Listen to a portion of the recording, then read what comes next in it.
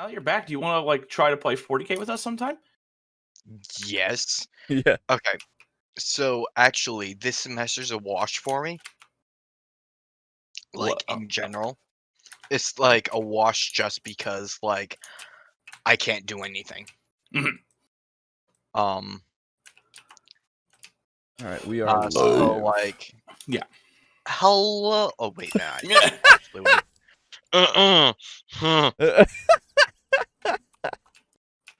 All right, so boop, boop. We're good there. That should be good. I think we're good. I just think the immediate. All right, so Dude, it's on brand. it's totally fine. Don't worry, we usually shoot the shit anyway beforehand. Yeah, right. All right, there's that. For you to have your pop-up chat. And be sure at the top. This is your first time doing the live one, right, Aiden? Oh no. No, you never. Okay, you've already done it. Okay. Yeah. Because I was just gonna say go up at the top left and turn it from top chat to live chat. Yeah. Hey, Mug. So Hello out there, and welcome back to Table Talk, Discussion, and Discourse.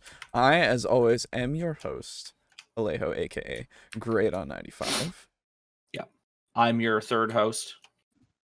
Still playing Terraria. Yep. I'm prepping to fight the Queen Bee. Oh. And I heard that while I was like dead and dying, that like you were taking poor care of this dream, and I couldn't have that, so I had to claw my way back from the pit of hell. So back from LA. So here I am. Mhm. In order to take care of things. The rumors of your death were only slightly exaggerated. Only a few days in a coma. Yes, only a few. Welcome back, sir. It has been way too long, and it is very good to have you back. Everyone missed you. Everyone did. I'm sure. You got hello, people. When I made the announcement video, where you shouldn't watch it because I was a fucking mess. Well, barely, and barely keeping it together. But a lot of good comments came in that were like, you know, thinking of you and all that shit. And then there was mine.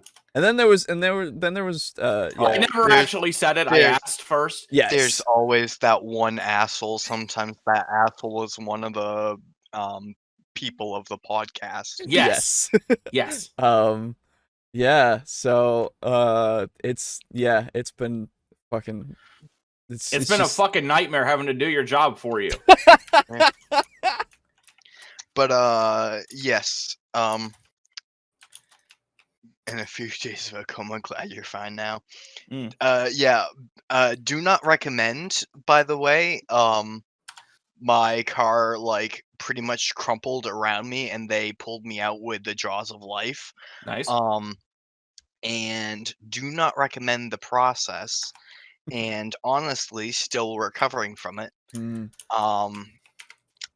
This semester, which was supposed to be the semester I graduated with, like my diploma in chemistry, finally, is a wash.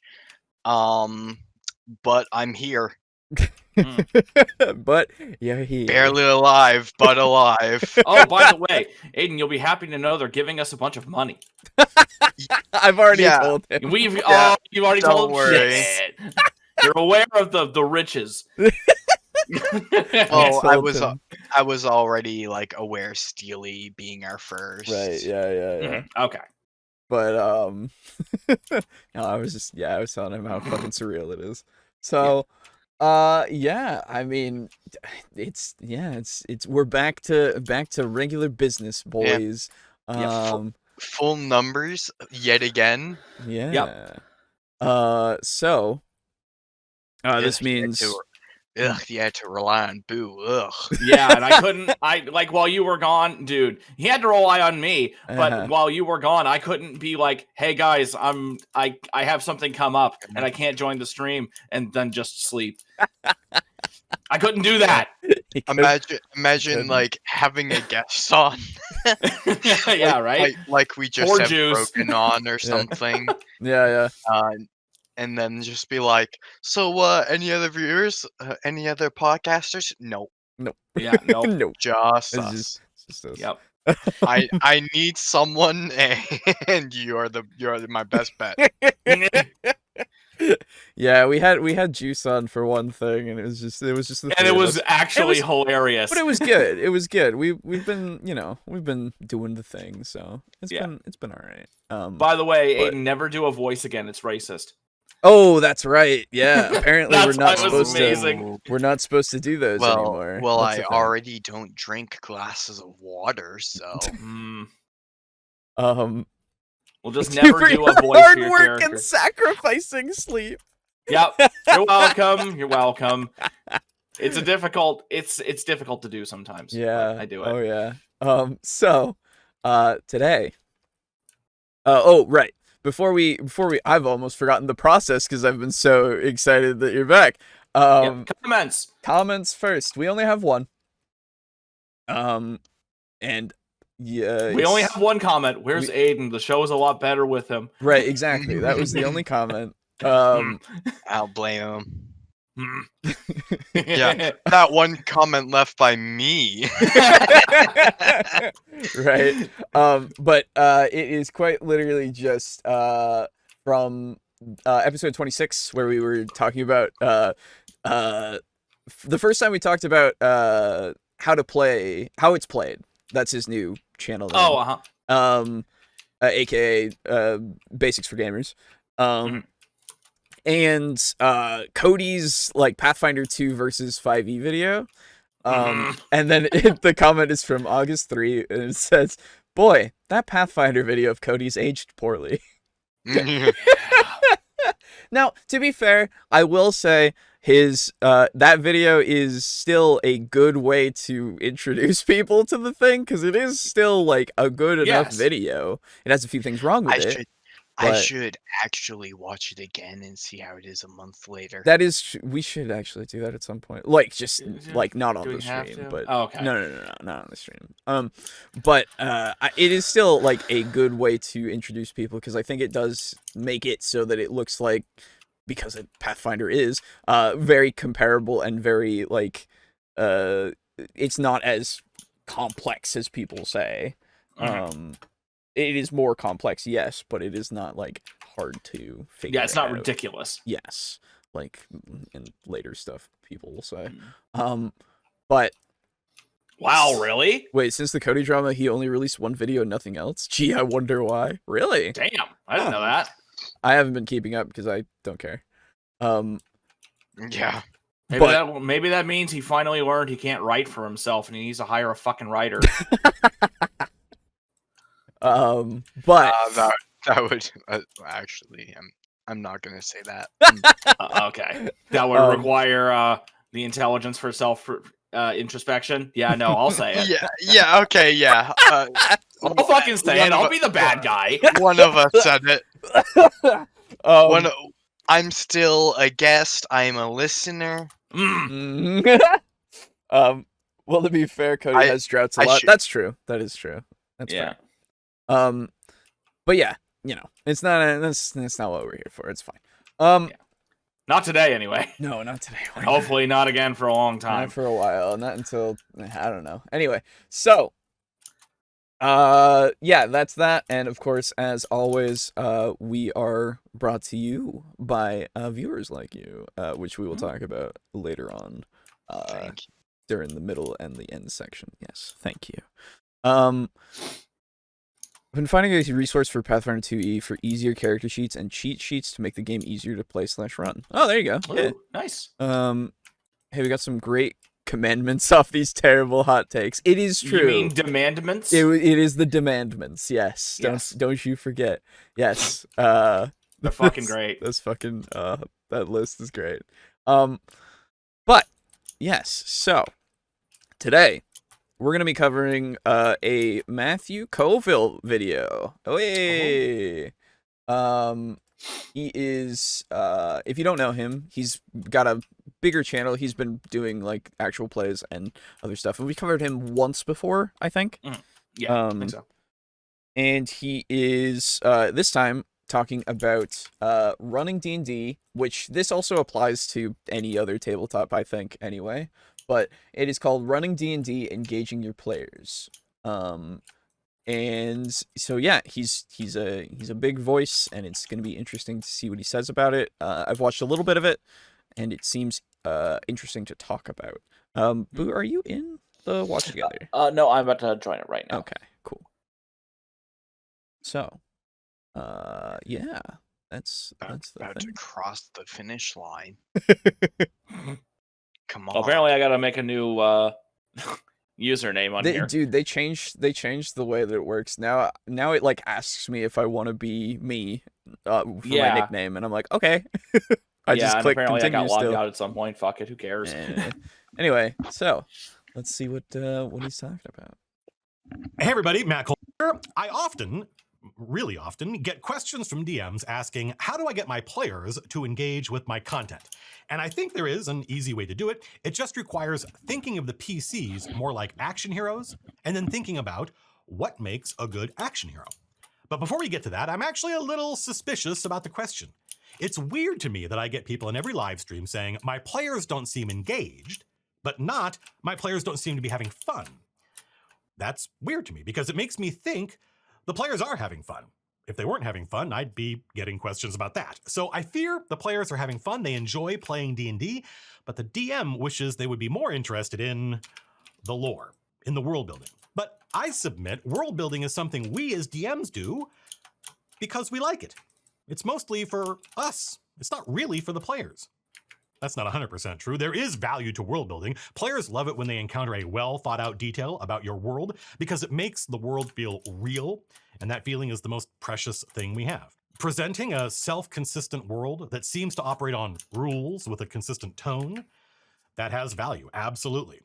But mostly, I think we as DMs should spend our time before the session concentrating on the design of the adventure we're running and less time on the lore of our world. Because that adventure is the actual content the players will be grinding through, not the lore. Another way of saying this is, my players are having fun, but I'm not, because they don't seem to care about my world. Well, that's not the player's fault. The players generally are there to play their character. If you want them to care about their world, then you have to give them a reason to care. And my world is cool is not a good reason. I think a lot of... So, yeah. Okay, yeah, you actually paused that, like, as I was getting ready to. Yeah. Alright, so I say this as someone who has quite literally written a whole ass book. Like a book, like a short booklet. The Hobbit, yes. For a player. Like, not even a whole party, a player. And if that player decides, fuck it, I don't care about that book. I don't care about this character's brother. I don't care about their father. Right. And I don't care about their father hunting vampires. Sure. Yeah. Like, quite literally, that is their choice. Yeah, no, absolutely. Like as a DM, it is my responsibility to come up with content for you. But the choice to chase that content is up to the player. Yes. And you as a DM need to be okay with them saying fuck it. Yeah, oh, absolutely. Absolutely. I agree 100%. It's one of those things where this is an interesting, like, cuz we're not I think being asked why are my players not engaged doesn't mean necessarily that it's not also they're not having fun. It might be tied in a couple of ways, but so this also depends on level of engagement of, like, are they actively role playing? Are they looking at their phone a lot more? Like, there's many things here that that you can judge the levels of engagement. with. Yeah, you may be choosing to engage with the wrong player. Right, exactly. That also, yeah, absolutely. So, I don't know with the world building stuff as well. Like, yes, it is more for a DM, but I also think because of the amount that you've put in for, and like you said, like having written your player a book about their like stuff in their backstory that works for their character, you're doing that for them. Yeah. And like with the way there is some world building that I do for me, right, yeah, because I enjoy the world and I want to see it fleshed out. absolutely. There is some world building I do for my players. Right, exactly. So the oh god, brain. Hello. Where was I going? Hello? Oh, well, it's gone. Fuck. World building? There was some world building that... Yeah. Oh, right. So, the way that I like to run things is it's open world, right? And that means that the world building is super important because I don't have the main, like, quest line until I've figured out what the character's goals are, right? Or I make an inciting incident and then see how they react to the rest of the world, like what I did with the Age of Magic Fur kind of thing, where it's like, hey, you guys had a great life. Guess what? Fucked. Goblins. Yep. Let's go. Now go Army at your doorstep. Go. Yes, go and see what you do next. And then that became its own storyline, and plus that is also a story of discovery of things about the world, right? And how much of it you engage with is up to you. And one known at once, his character nearly died, and I grabbed him out of there and got out of there, but I left his gear. Yeah, that's right. That's right. And then he died later on anyway. And then the universe killed him. Hell yeah. Yeah, we were talking about that a few weeks ago. Oh man. Yeah. So how good. basically Kalungo has just become a thing. A thing for us, yeah. Yeah, like you make a character and their shit, they become a Kalungo. Exactly. Right. But yeah, so it all depends on the style, I would say. And how much it matters, because you can tie these things like together very well, I think. If you're running like a one-shot or an adventure like module, then I think those things, or adventure path for Pathfinder, those things have their own, world building and stuff that is, or they have their contained world building that you could expand on if you wanted to just put it in there for people to find in your world, and actually link it up. So I don't know. It's one of those things where I agree to an extent, but there are exceptions. So I was gonna say I've been guilty of this as a DM, says Draco Kraken, not being happy with my players don't interact as much with the lore, which it's one of those things where if they miss something, they miss something, and it's unfortunate, and you feel really bad because you're like, I made this. Yeah, I made this. Why won't you pay attention to it? It'd have been so cool. Yeah. Like, I remember, Aiden, you were talking about that whole village with every NPC that had, like, interconnected, like, mystery stuff with them. Yeah. And then they talked to 2 of them and then left. Yep. Which, well, hey, it was 3. Yeah. That's right. But every single NPC in that village had a name and like a reason for existing, basically. Yeah. And they're like, okay, and they talked to like 2-3 people, like deeply, and that was the alcoholic, the village hunter /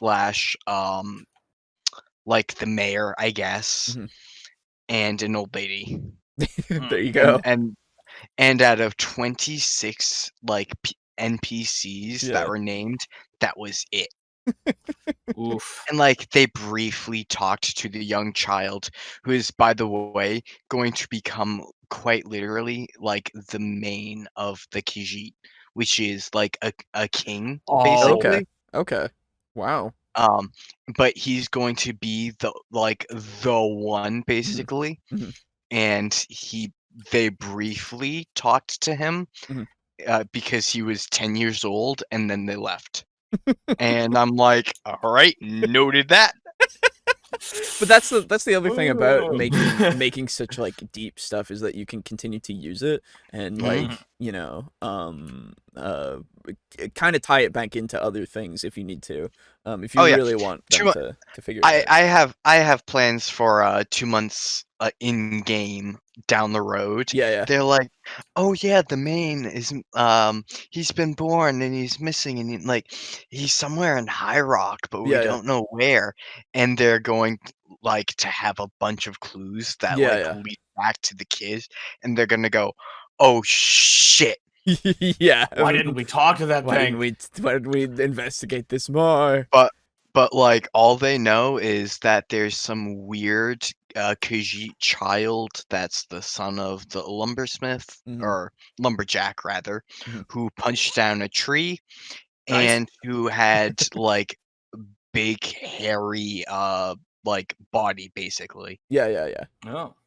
Weird, I guess, but like that alcoholic though, and I'm like, noted. I don't care. You want to miss out on that lore? You go right ahead. So I've gotten into the habit of after the end of the current plot, I spend 30 minutes talking to my group to review the scenario, find out what they liked, the challenges, what they want, and look forward to, and such. Which is a good thing to do, because asking for feedback is torture. Apparently. So as someone actually, and this was the reason that I was initially like going to mention this comment. Okay. Looking for feedback can suck if all you get is sure and like nods of like approval, and just like, yeah, it was good, and it's just like, yeah, no, I know, but like what was wrong with it though? What was boring? Nothing. It was fine. Yeah, and I'm like, no, there must have been something. I need to not do that again. Yeah. There are some cases where it is genuine, and that's the most frustrating thing, because you have to accept that. Yeah, but like I end every session I DM with asking people thoughts, questions, comments, concerns. Yes. Yeah. And that's because like the D&D session is over, and I'm trying to get like people to start talking about it. Yeah. Either trying to improve me or with them, like each other, so I can get like little plot points and like stuff like that. And like people are like, yeah, and I'm like, no, but I need to improve though. No, but no though. Yeah, exactly. Yeah, I try to do that as well, but then I fear I become that self-conscious person asking, "Did you have fun 50 times every session?" Yeah, that's fair. There's points where it's just like that. That you definitely can become that person. Yeah.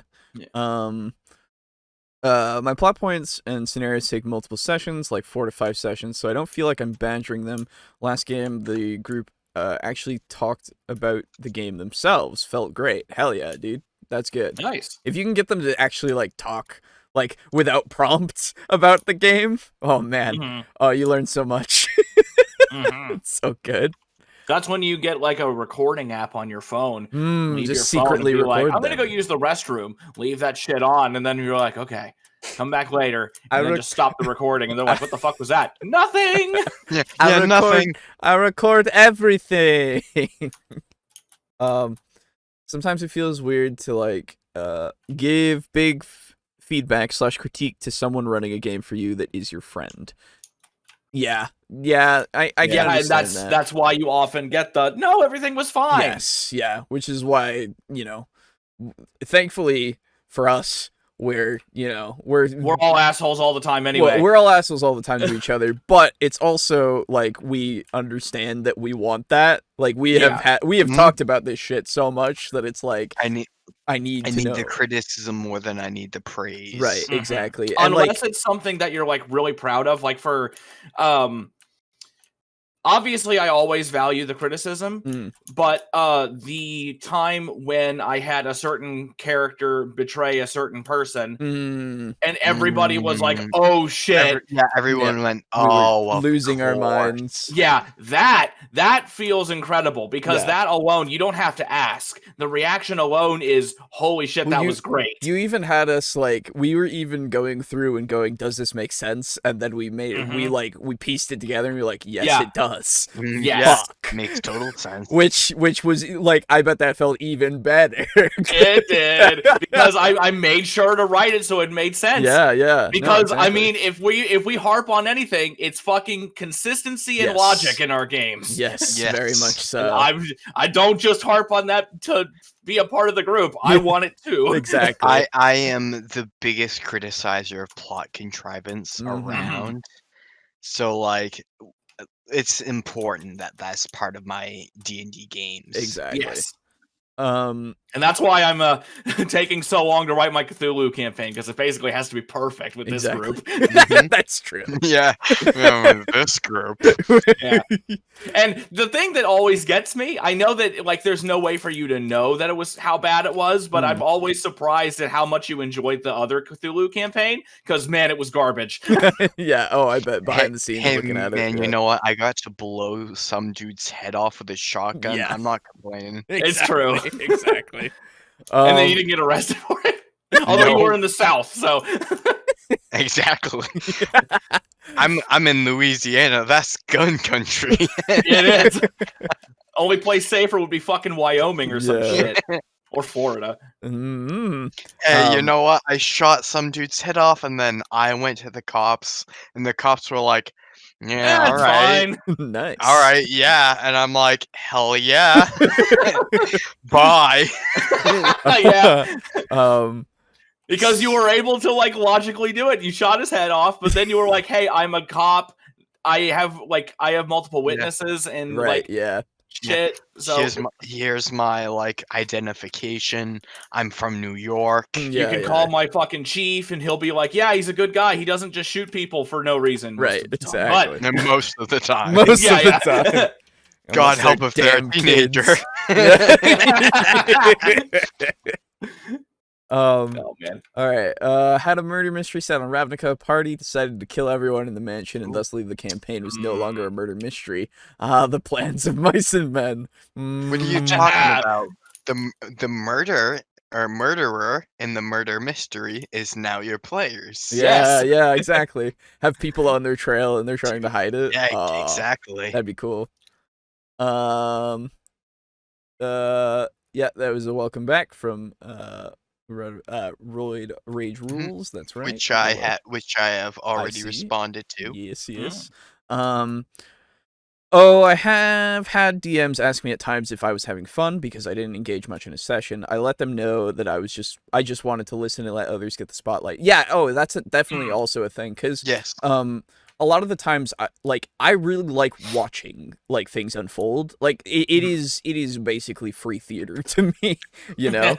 But it is especially nice when a really good scene is going on between players and maybe even player and DM, but like between players, especially for me when I'm DMing, if a really good scene is going between them, like I just love sitting back and watching that happen because man, like every now and again they might look to me for something, but then it's just like I give them a little bit of information that they need and then they continue going and I'm like, oh yes, continue please, I love this. Go my children. Yes.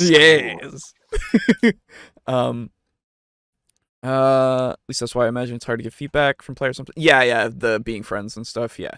Hey Indigo, how's it going? And I love how we can only make it 1 minute into a video before absolute sidetracking happens. It's related. Yeah. 1 minute and hey, nearly 2 minutes. All right. Come on. Anyway, let's get back to it. Of DMs do so much work on their world or on their lore that they think the players should be interested in it because I did all this work on it. But players generally want adventure, not lore. So if you need them to care about your lore in order for you to have fun, then that lore has to be relevant to the adventure. Or another way of looking at it is you have to present problems that can only be solved by caring about your lore. And the easiest way to do that is by chasing them up a tree. Present them with an urgent problem that cannot be solved with their character sheet. Because otherwise, they will solve all problems with their character sheet, because to most players, I think, that is playing D&D. They will sit back and wait for the opportunity to use these cool abilities they have or show off their character's cool personality. That is... Actually, yes. Yeah. That personality... I say personality. I don't know if that's the correct word. Mindset, rather, of like, I have a tool at my disposal. It is time to use it. Right. Yeah. Can be very relevant.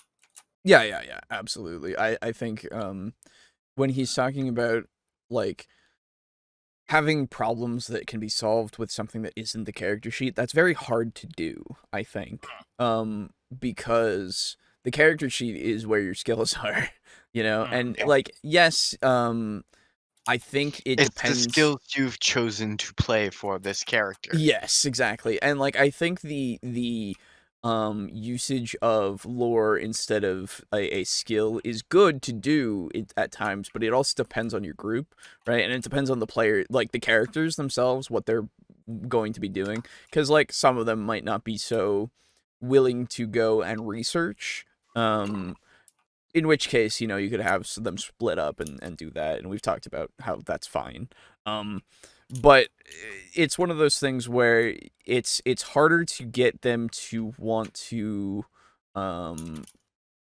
research that lore because they could just, I don't know, use a spell or something, unless you've made it completely clear that the spells aren't going to work that they have, or brute force isn't going to work, you know, all that kind of stuff, which is hard to do as well. Because, hey, there's a wall in the way. I'm going to go buy a pickaxe, right? Like, fuck the puzzle over here that says, oh, ye who, you know, enter, solve this riddle and you can get past the wall. No. I have a pickaxe. That was the answer to the riddle. Right, exactly. Hey, you know what? You chose to sell them that, though. That is true. That is true. But at the same time, it's one of those things of like, hey, you have multiple ways of solving an issue. That, like, we talked to Juice before, and I also do this of like, hey, if you make a puzzle, you don't come up with the answer, you just see how they do it, and you might come up with a couple, maybe, if you really want to have some cool ones, but most of the time, they're going to figure it out some way, you know? They're going to choose option 46 out of options 1 through 4. Yes, exactly. And then you just got to give it to them, because otherwise they got 45 more other options to potentially go through before they find the right one. Yes, exactly. Hey, Kill Chrono. Get player buy-in into the campaign so that they are more invested into wanting to learn the setting. That's also true, right? Like, it depends. It's one of those things, like, beforehand that you set up with Session 0 of, like, the world will matter, right? Like, things that you learn, like, I know that's usually the case anyway, but, like, especially... it does help to say it. Yeah, especially now. Things will matter in the world. Keep an eye out, keep an ear out, you know? And like all that kind of stuff. And again, that's one of those things that's kind of hard to do all the time, but it's one of the those way things. I did it with my world is that I tried to give my on my world map, I tried to give all the noteworthy areas the best names I could think of. Sure, yeah. Or that I could find. Because like I know for a fact, I remember that one of you was like, "Oh man, I want to go to Automatown." Yeah, right. me. Yeah. That's right. Automatown and fucking Rumbleport. I remember Brogan was like, "Oh, I want to see why it's called Rumbleport." I want Max. Yes. I know. Hey, Slazix. The answer is always 42. Damn you for playing to my tastes. Yeah, right. Yeah, getting me interested. Fuck you.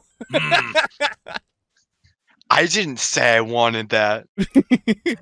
but I do. But you knew. Yeah, I do. You put mechs in front of me, I'm gonna like look at them.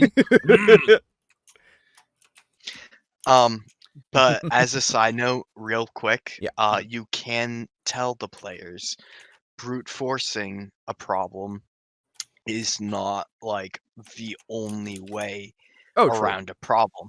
Yeah. Now, granted, saying that is the #1 method to invite a player to brute force your problems. True. Very true. But it's in general something I tend to mention during session 0. Yeah. Like there's lots of ways that they can choose to do things. And how they do things is up to them. Oh, absolutely. Yeah. The other thing that I would say is like, we've talked about it before, how retreating is a valid tactic, and it's one of those things where you want to remind them that is the case as well. Of like, if you don't think it's going well, you can retreat. That is an option. Like, do use it sometimes if you need to. It's not like you failed. It's just you can come back and try again when you're, when you've got better stuff. We had a campaign where we like retreated against a bunch of kobolds, and like it was like 4 or 5 kobolds. So it wasn't even much, but it was around a bend. Oh my god! Around a bend? What do you mean? They had some casters. Oh, I see. Oh, okay. And we eliminated that, and they had to like basically go around the bend, and they got face fucked by our paladin, which is me. Nice. And just smiting away. Let's go to Foxborough. Yeah, exactly. Destination fucked. If you've seen Aussie Man. Is the feeling of my players aren't engaged. They don't care about my world. They're just waiting for the opportunity to roll dice or flirt with an NPC or threaten an NPC or both. But we want them to be active. We want them to engage with our lore and treat it like content to be consumed. And the way you do that, the way you make them active, is to give them something to react to, which is to say, we need to treat them more like action heroes. You know, there's a million different games of D&D being played out there, and no two are exactly alike. But if I were to generalize what genre of game D&D is designed for, I would say it's an action movie. And the thing screenwriters know, but I'm not sure most DMs know, is that good action heroes are reactive. They are very... So, okay, I let it marinate for a bit, and I don't agree necessarily. Well, he was just saying most, obviously not all. Right, but I still don't agree that most either. I don't know. It's I think hey, Pizza Funk. I think a reason why it doesn't sound that egregious to me is because with all the new players that are coming into D&D now, and most of them hear that, oh, D&D, it's all about like fantasy adventures and stuff. Most of the new players, which will constitute a vast quantity of the games of D&D being played, will probably at least default for that for a time. Yeah, I guess. That's the only reason why. But other than that, yeah, once you start playing more, you'll definitely start trying different genres like intrigue and stuff like that. Yeah, like the way that I always talk about like TTRPGs most of the time is that they are a cooperative storytelling experience, right? Not an action movie. Well, I mean, an action movie is a story. Yes, absolutely, and don't get me wrong, that can be part of it. What I'm saying is though that it feels less like, I don't know, when you say action movie, I think it's mostly the action scenes that we're thinking of, right? And not the character drama, the intrigue, all of that stuff that is still absolutely present and mostly like a bigger part of it, you know? I don't know. I don't find that D&D being an action movie in general particularly egregious. No, I don't find it egregious. I just my brain isn't like able to classify it as an action kind of movie, I guess, because there's so much more. But that more I will thriller? I will I will actually I will totally admit that it might just be personal like bias and like with my experiences with the game and what I prefer to play. That might honestly be why. Yeah, it's definitely not in general for like what we tend to play. Yes, exactly. But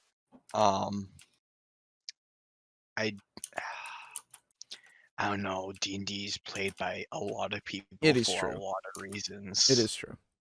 I don't get that from 5e. 5e doesn't feel or come off like an action movie. Fair enough. I think he more means what? I think he more is the plot comes to them. Oh, with the reaction stuff? Yes. Yeah, I think so. Like anything, it depends on the group. I have some groups that I can't keep on my intended path because they're so proactive. Others, I struggle to just drag them by the hand on the railroad. Fair. I think he means action movie. Yeah, I think he means action movie in terms of motivation, not necessarily action. Okay, yeah. Okay, fair enough. One thing Colville said in the past that I agree with is that the bulk of the system is built around combat. Yeah, oh, absolutely, yeah. You can run plenty of styles in the system, but a lot of it comes back to combat. That's also true. That is fair. But yeah, the system itself is combat, so I guess that does kind of do that. I also think if the game is being run by a GM, is either more plot/story focused or more of a sandbox with lots of players' proactivity. Yeah, it can be. It very much can be. If you want more focus on other elements, there are better systems that don't require combat. That is true. Yeah, it is true. What do you guys actually, that reminds me of a question. What do you guys think Pathfinder 2E is? Like, in terms of the It's an illusion of choice. Well, obviously. But, oh, yeah, clearly.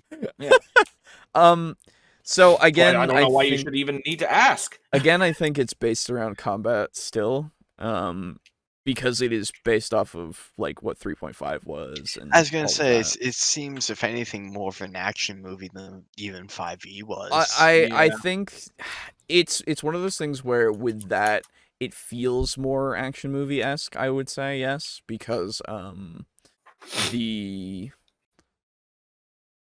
downtime mechanics, like the crafting stuff, it's all done behind the scenes, like between adventures, right? Very specifically. That's how it's run. So yeah, I don't know. I think that one definitely qualifies more because it's more about going on those adventures. At least from what I've played and what I know of it. Like, I'm sure, again, as is the case, it's not that way for all things. You can make the adventures more intrigue heavy or all that kind of stuff easily, right?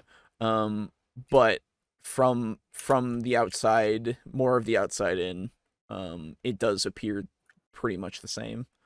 Dude, it just struck me. I realized something I want, and that is basically an Alien Isolation TTRPG. Yeah, there already is one. Yeah, there's the Alien RPG. Yeah, there's an Alien. Yeah, that's the thing.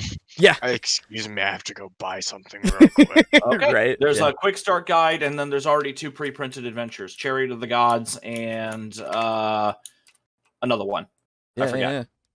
Oh my gosh. Yeah, and they have a really interesting system for how you can fuck up rolls called the stress and panic system. Ooh. It's really cool. You've done more research into this than I have. Nice. I haven't done any research. I watch Seth Skorkowski. He does all my research for me. That is more research than I have done. If you do want to play in a more exploration 5e game, don't play D&D. Play Adventures in Middle Earth for 5e, which has a lot of exploration/journey rules that got adapted from the One Ring. So yes, can do that, or you can take those rules and use them in D&D. As long as they actually apply. Well, I mean, you can modify them as much as possible. Yes, but like, I agree. Like, there are better things because exploration is one of those things that it depends on your DM if you're going to do that a lot or not, you know. Pathfinder 2e is D&D for bigger nerds. In all seriousness, though, it's a D20 system like D&D, so there's a lot of overlap. The key thing is Pathfinder is overtly gamier for people who enjoy it as an actual game. Gamier for people who enjoy it as an actual game. We heard you like games, so we add gamier to your game. Gaminess for gaminess sake. Okay. Yeah. Pathfinder 2e is weaker D&D 4e, trying to be 4, not to be 4e. You always say that, Indigo. Alien TTRPG is sick. I bet 4e is Indigo's favorite game. It is. We all know. Alien TTRPG is sick. Played with the National Guard GM. That's right. You were telling us about that before. Oh, I remember. Yeah, it sounds really cool. I just realized I wanted like a horror RPG, or at least like Pathfinder 2e, like horror. And then I realized I wanted aliens to be in it, and I was like, ooh, like Alien RPG, like Ridley Scott's Aliens. Yeah, but like, well, because I was thinking of the actual game I have of Alien RPG, or what's it called? Alien Isolation. Yes. Yeah, it's a good one. Nope, it's my favorite D&D, not my favorite RPG. Gotcha. Nice. Anyway, let's continue. Sorry. In this regard. You're good. This isn't obvious. We've all seen tons of action movies. Almost all superhero movies are action movies. But I think if you asked most people if those heroes were active or reactive, they would assume they're active, right? Aren't they?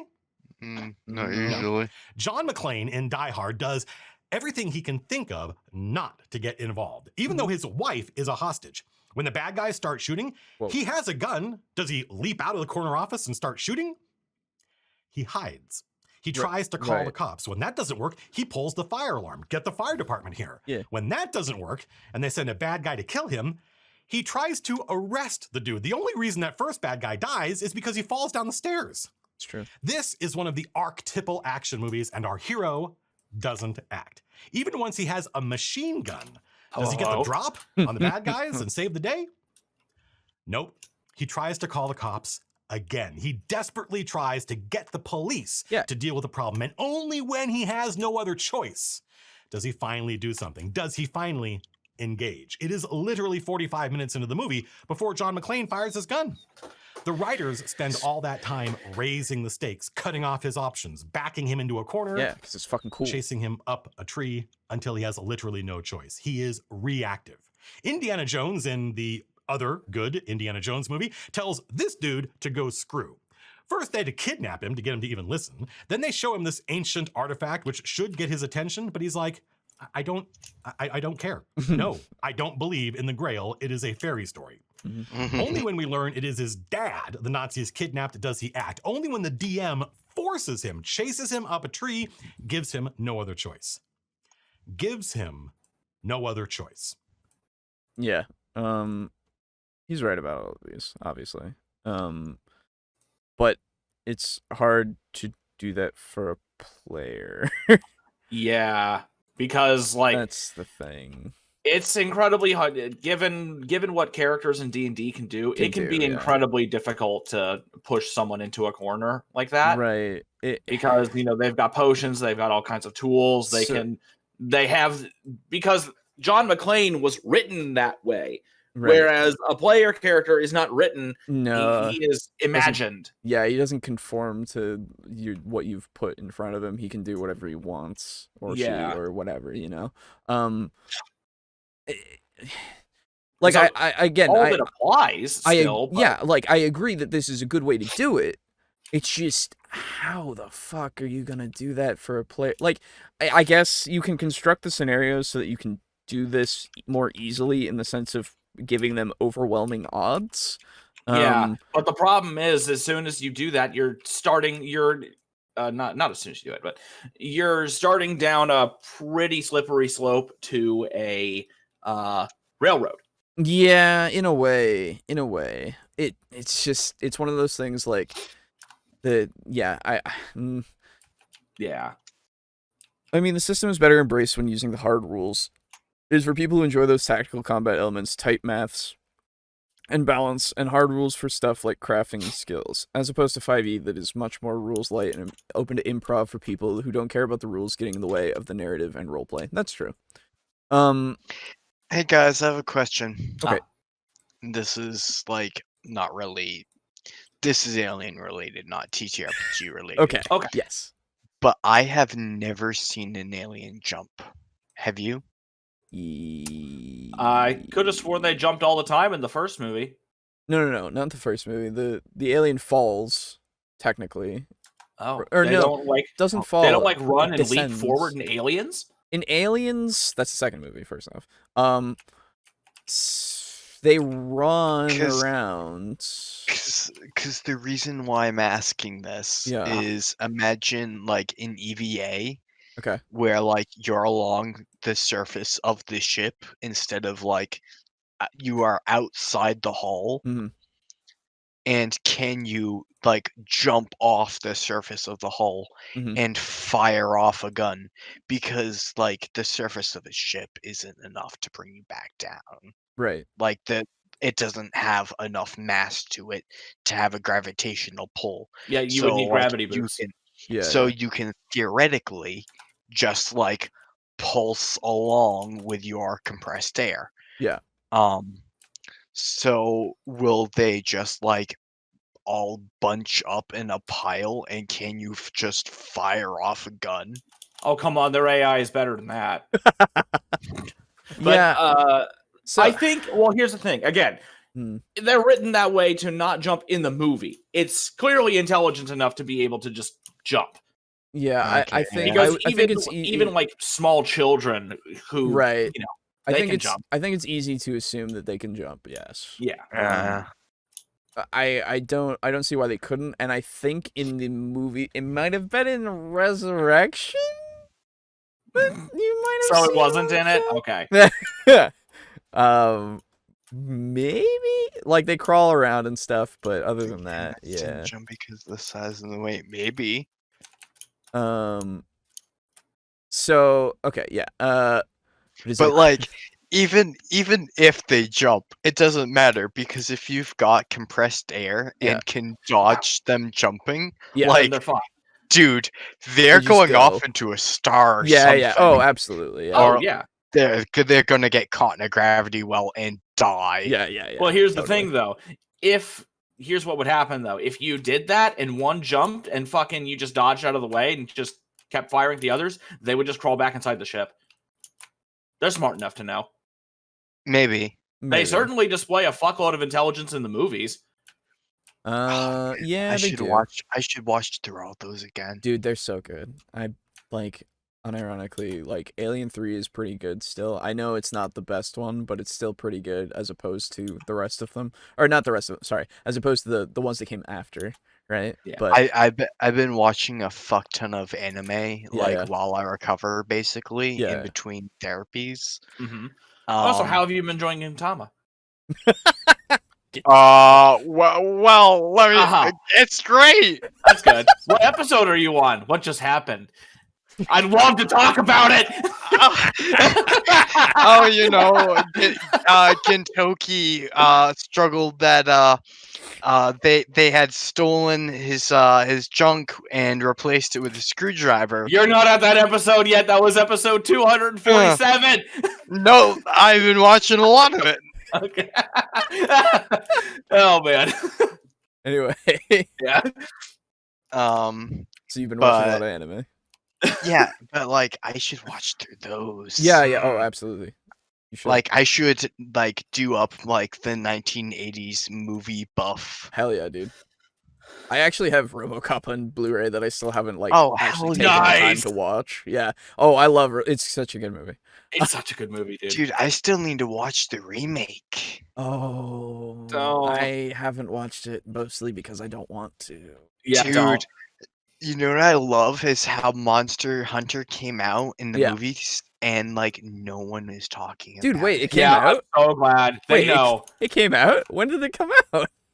It came out a while ago. Like what? It is like airing. Oh my god. That's crazy. And no one gives a shit. Wow.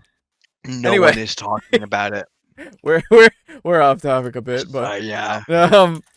Die Hard is the best Christmas movie ever made. That's true. Yes.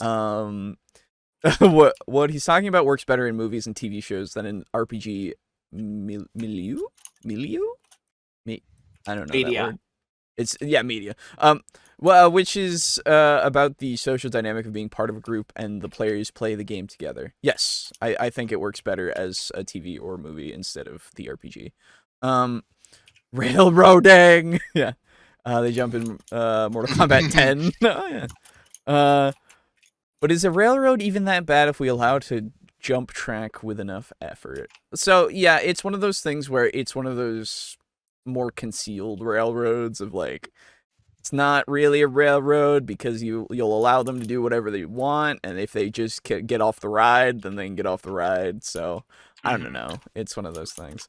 Or if you at least admit that there's a railroad for a short period of time. Right, yeah, that as well.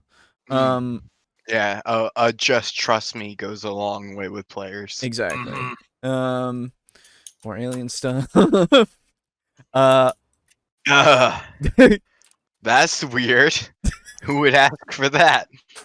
Weren't they? They weren't animatronics. Some of them were puppets. It was cool. And some were suits. Actually, it was neat. Anyway, sorry. If anyone has any movie recommendations, let me know. I'm gonna watch a lot of movies soon. You should watch Terminator and Terminator 2. Sure. They're really good. If you can find it, you ought to watch Godzilla versus King Ghidorah. It's actually really hilarious. I've already seen that. Oh, the one where the introduction of Mecha Ghidorah, that one. Hell yeah. Yeah. Now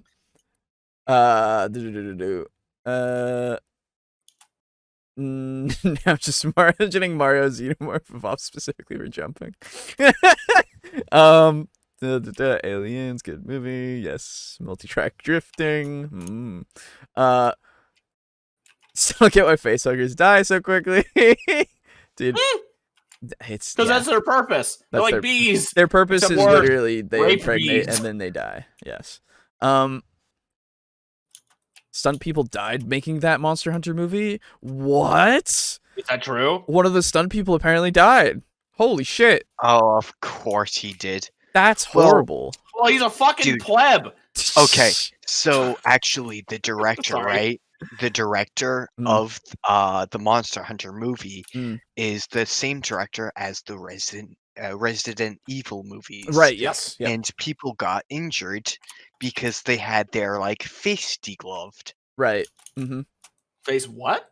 Degloved. Was degloved mean? Basically imagine the skin of your face was peeled off. Oh, so flayed effectively. Yeah. Yeah. Kind of. Oh. What the fuck? How? A cameraman mashed into a camera. Oof. Oh. And you know how every single camera has the lens, which is flat. Yes. And then the kind of cupped portion of it. Yes. Yeah. Now imagine mushing your face into that. I'd rather hard not. enough to actually cut you. Jesus. Yeah. Wow. Well, he was on a motorcycle. Oh. Gotcha. Yeah. Okay. And he was supposed to pull up short. But But they changed the stunt last minute and they didn't tell him. Oh, good. And Communication's hard. And yeah, so they I believe they degloved his face and one arm was basically lost. Jesus Christ. Shit. Yeah. That's horrible. They've got a long history of injuries. Well, good. I'm glad he's still making movies. And not one of directing them killed a guy. Yeah, Jesus. But that being said, actually, while I was in the hospital, the movie where I believe it's the last movie where they were on the ship and it's the same portion that gets reviewed by Red Letter Media. Okay. Where like they kick the mirror that's like falling from the ceiling downward into the dog and like shoot him. Sure. And like Wesker is dodging bullets, but like he's actually getting punched. Okay. I still haven't watched any of these movies. I should. I really should. That part was on, and I'm like, oh hell yeah! Nice. Some shit movies. Let's go, boys. Have you watched The Room? I've watched The Room. I think we've Oh watched yes. The Room. I have not. You have? Oh, wait, dude, you've never it's on seen The Room? It's on the list. Then it's on the list. Oh yeah, it's on the list. You guys have seen Birdemic too, right? I have, yeah. I have not. Oh my god, it's also on the list. Yeah, that fucking dude. Not 2. 2 is way less enjoyable. Yeah. 2 is fucking bad. Birdemic, Shock and Terror. No, dude, I think we put those on the list for dismal or dreadful depictions. In fact, even. Sick. So don't worry. Yeah. I just the only one I remember was that Dracula movie that you guys kept talking about. Yeah. That's right. That too. Dude, I still want to see that because I was on my way home when I had the accident. Yeah, exactly. We were gonna watch it. Yeah, that night. I'm sorry. Well, I flaked on you. Sorry. Yeah, like maybe we should let's plan to watch that when you have another long car trip to see if it like is the cause of the crash, and then we can be like, okay, let's not watch this. Let's not. Let's not. Yeah. Oh yeah. How about we do it when you're on a long car trip? Ooh. I don't go anywhere, dude. It's impossible. I know you work. I work 10 minutes away.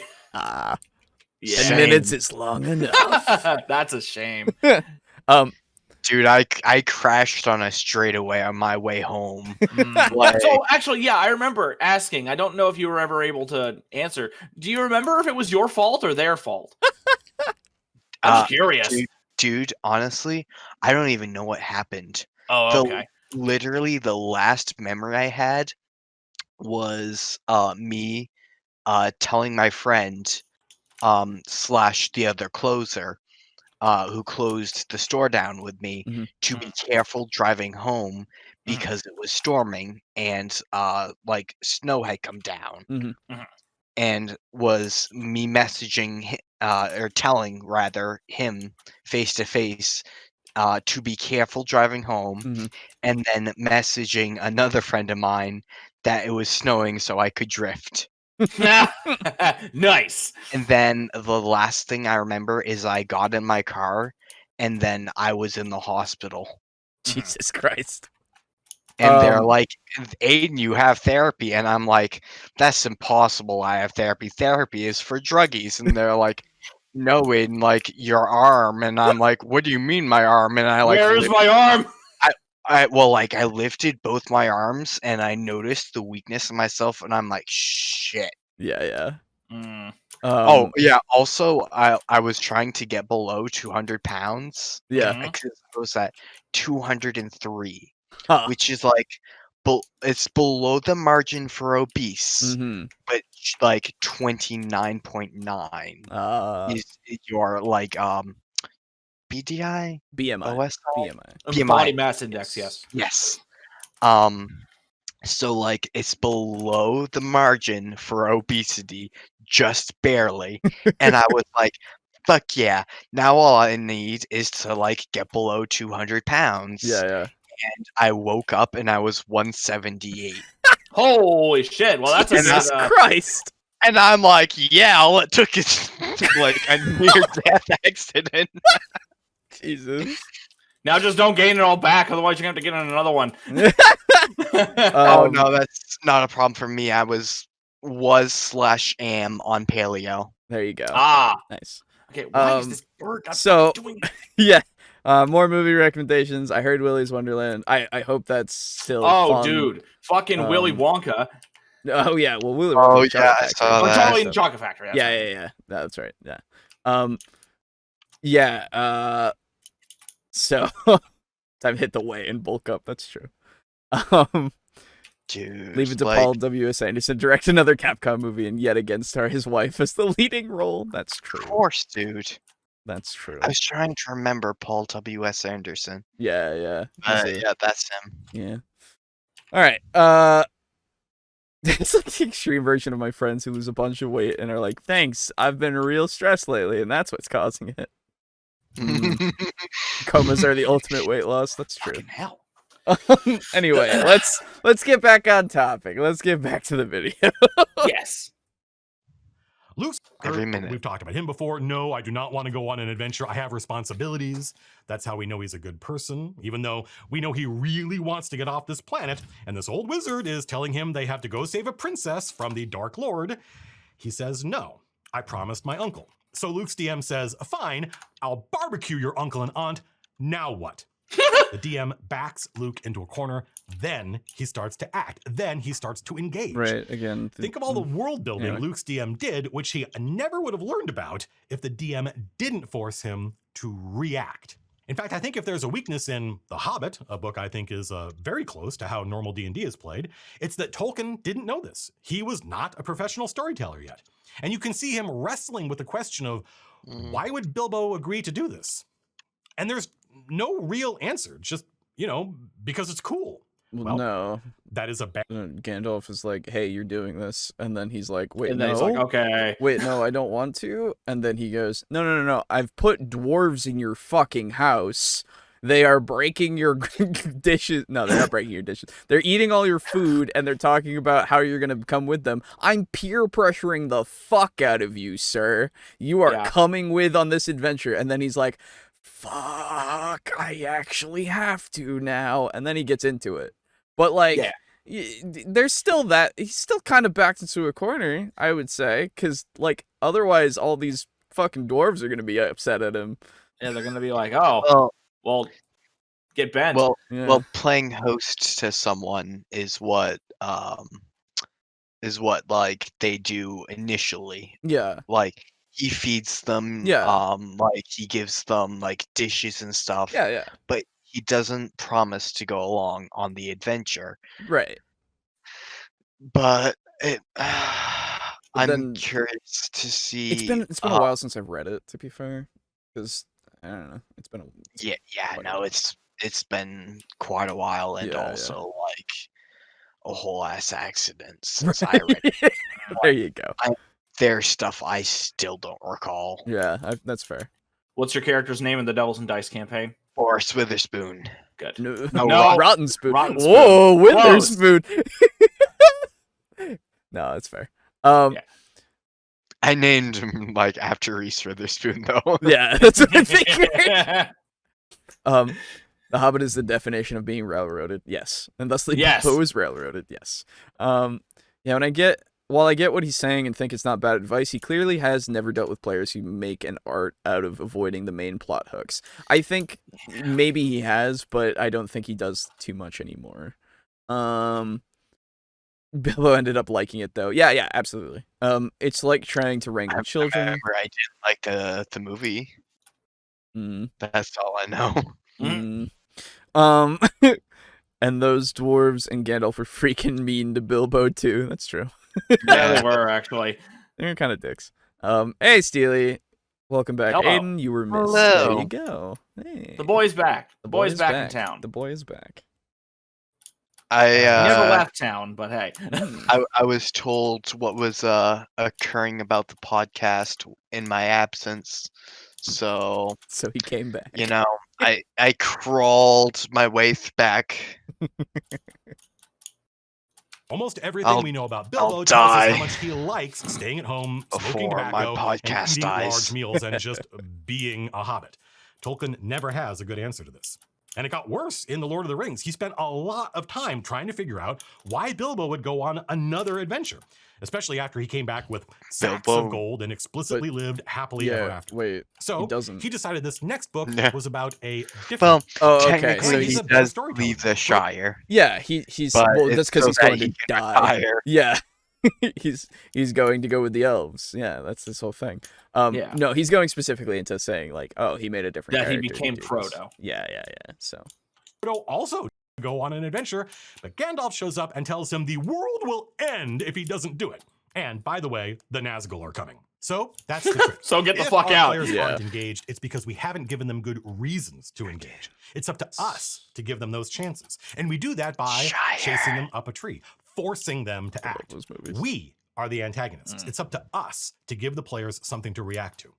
I keep saying you have to chase them up a tree, back them into a corner, give them problems they can't solve with their character sheet. What does that mean? Well, challenging your players is probably a subject deserving of its own video. But generally it means problems that threaten something they care about that are too powerful to stop with swords and spells.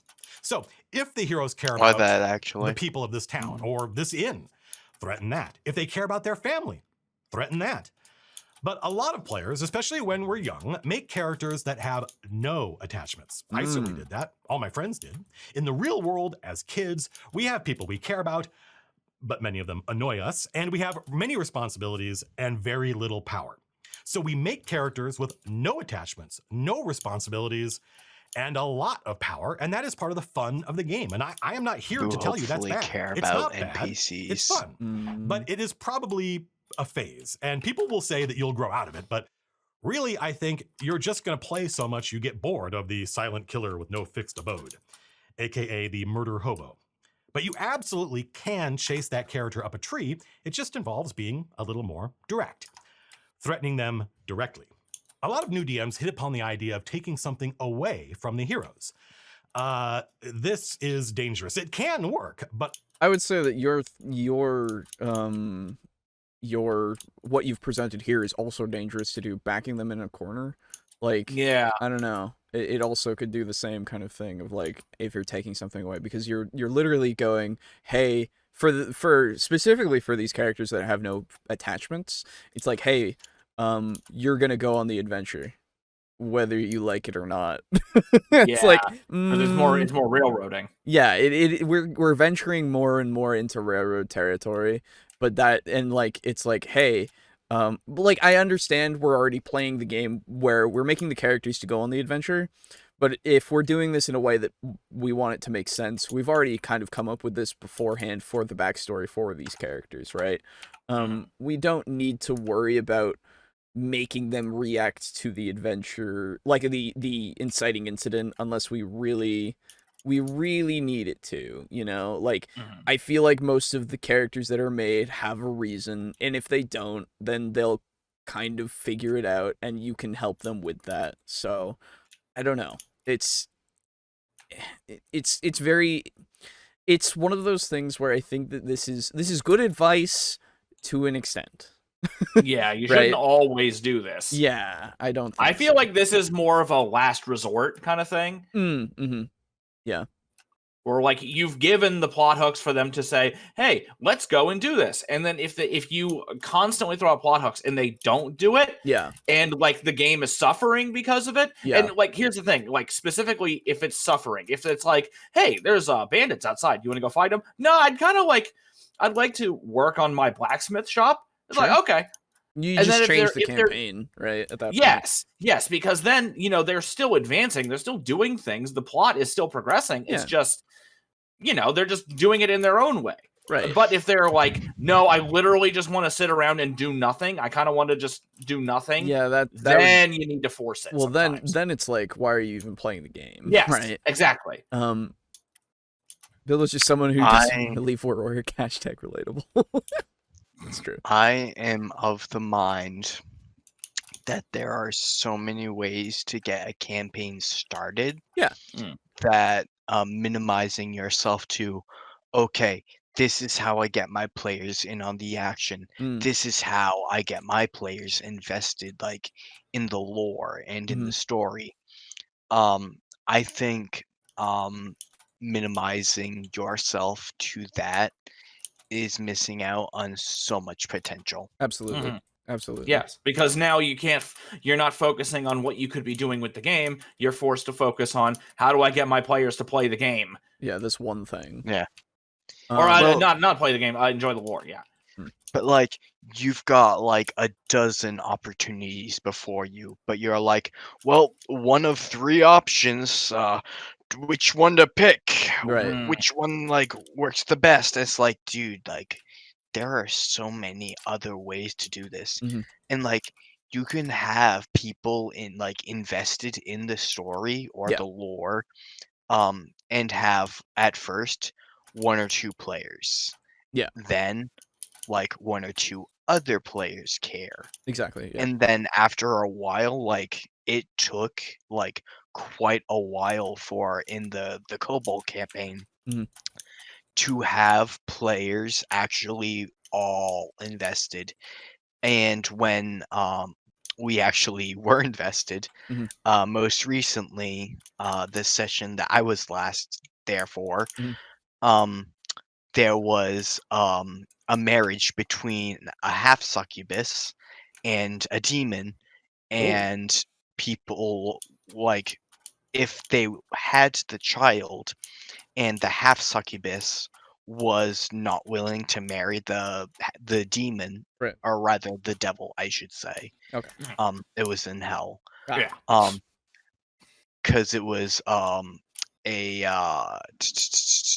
believe it was a daughter of Lilith or Lolth. I think it was Lilith. Okay. But basically, she didn't want anything to do with this person.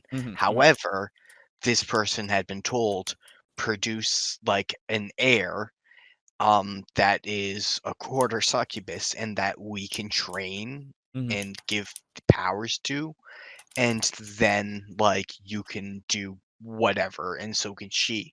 Right. So my character was like, who by the way is a paladin.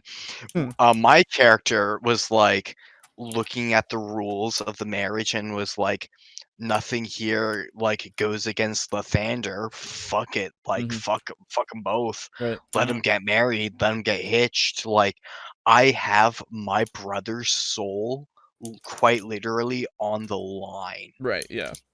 Like this person has the power to get my brother's soul and then give it to me, and I need to protect my family first. Yeah, exactly. Fuck them both. Right, totally. So like, it took a while, but like we got there. Yeah, exactly. Okay, let's see. I think Adolf was kind of trying to pry Bilbo out of his comfort situation to stir up the adventurous spirit that he knew Bilbo had within, giving Bilbo a more meaningful life as a result. Sure. And a lot more money. Which would make his life more way more money.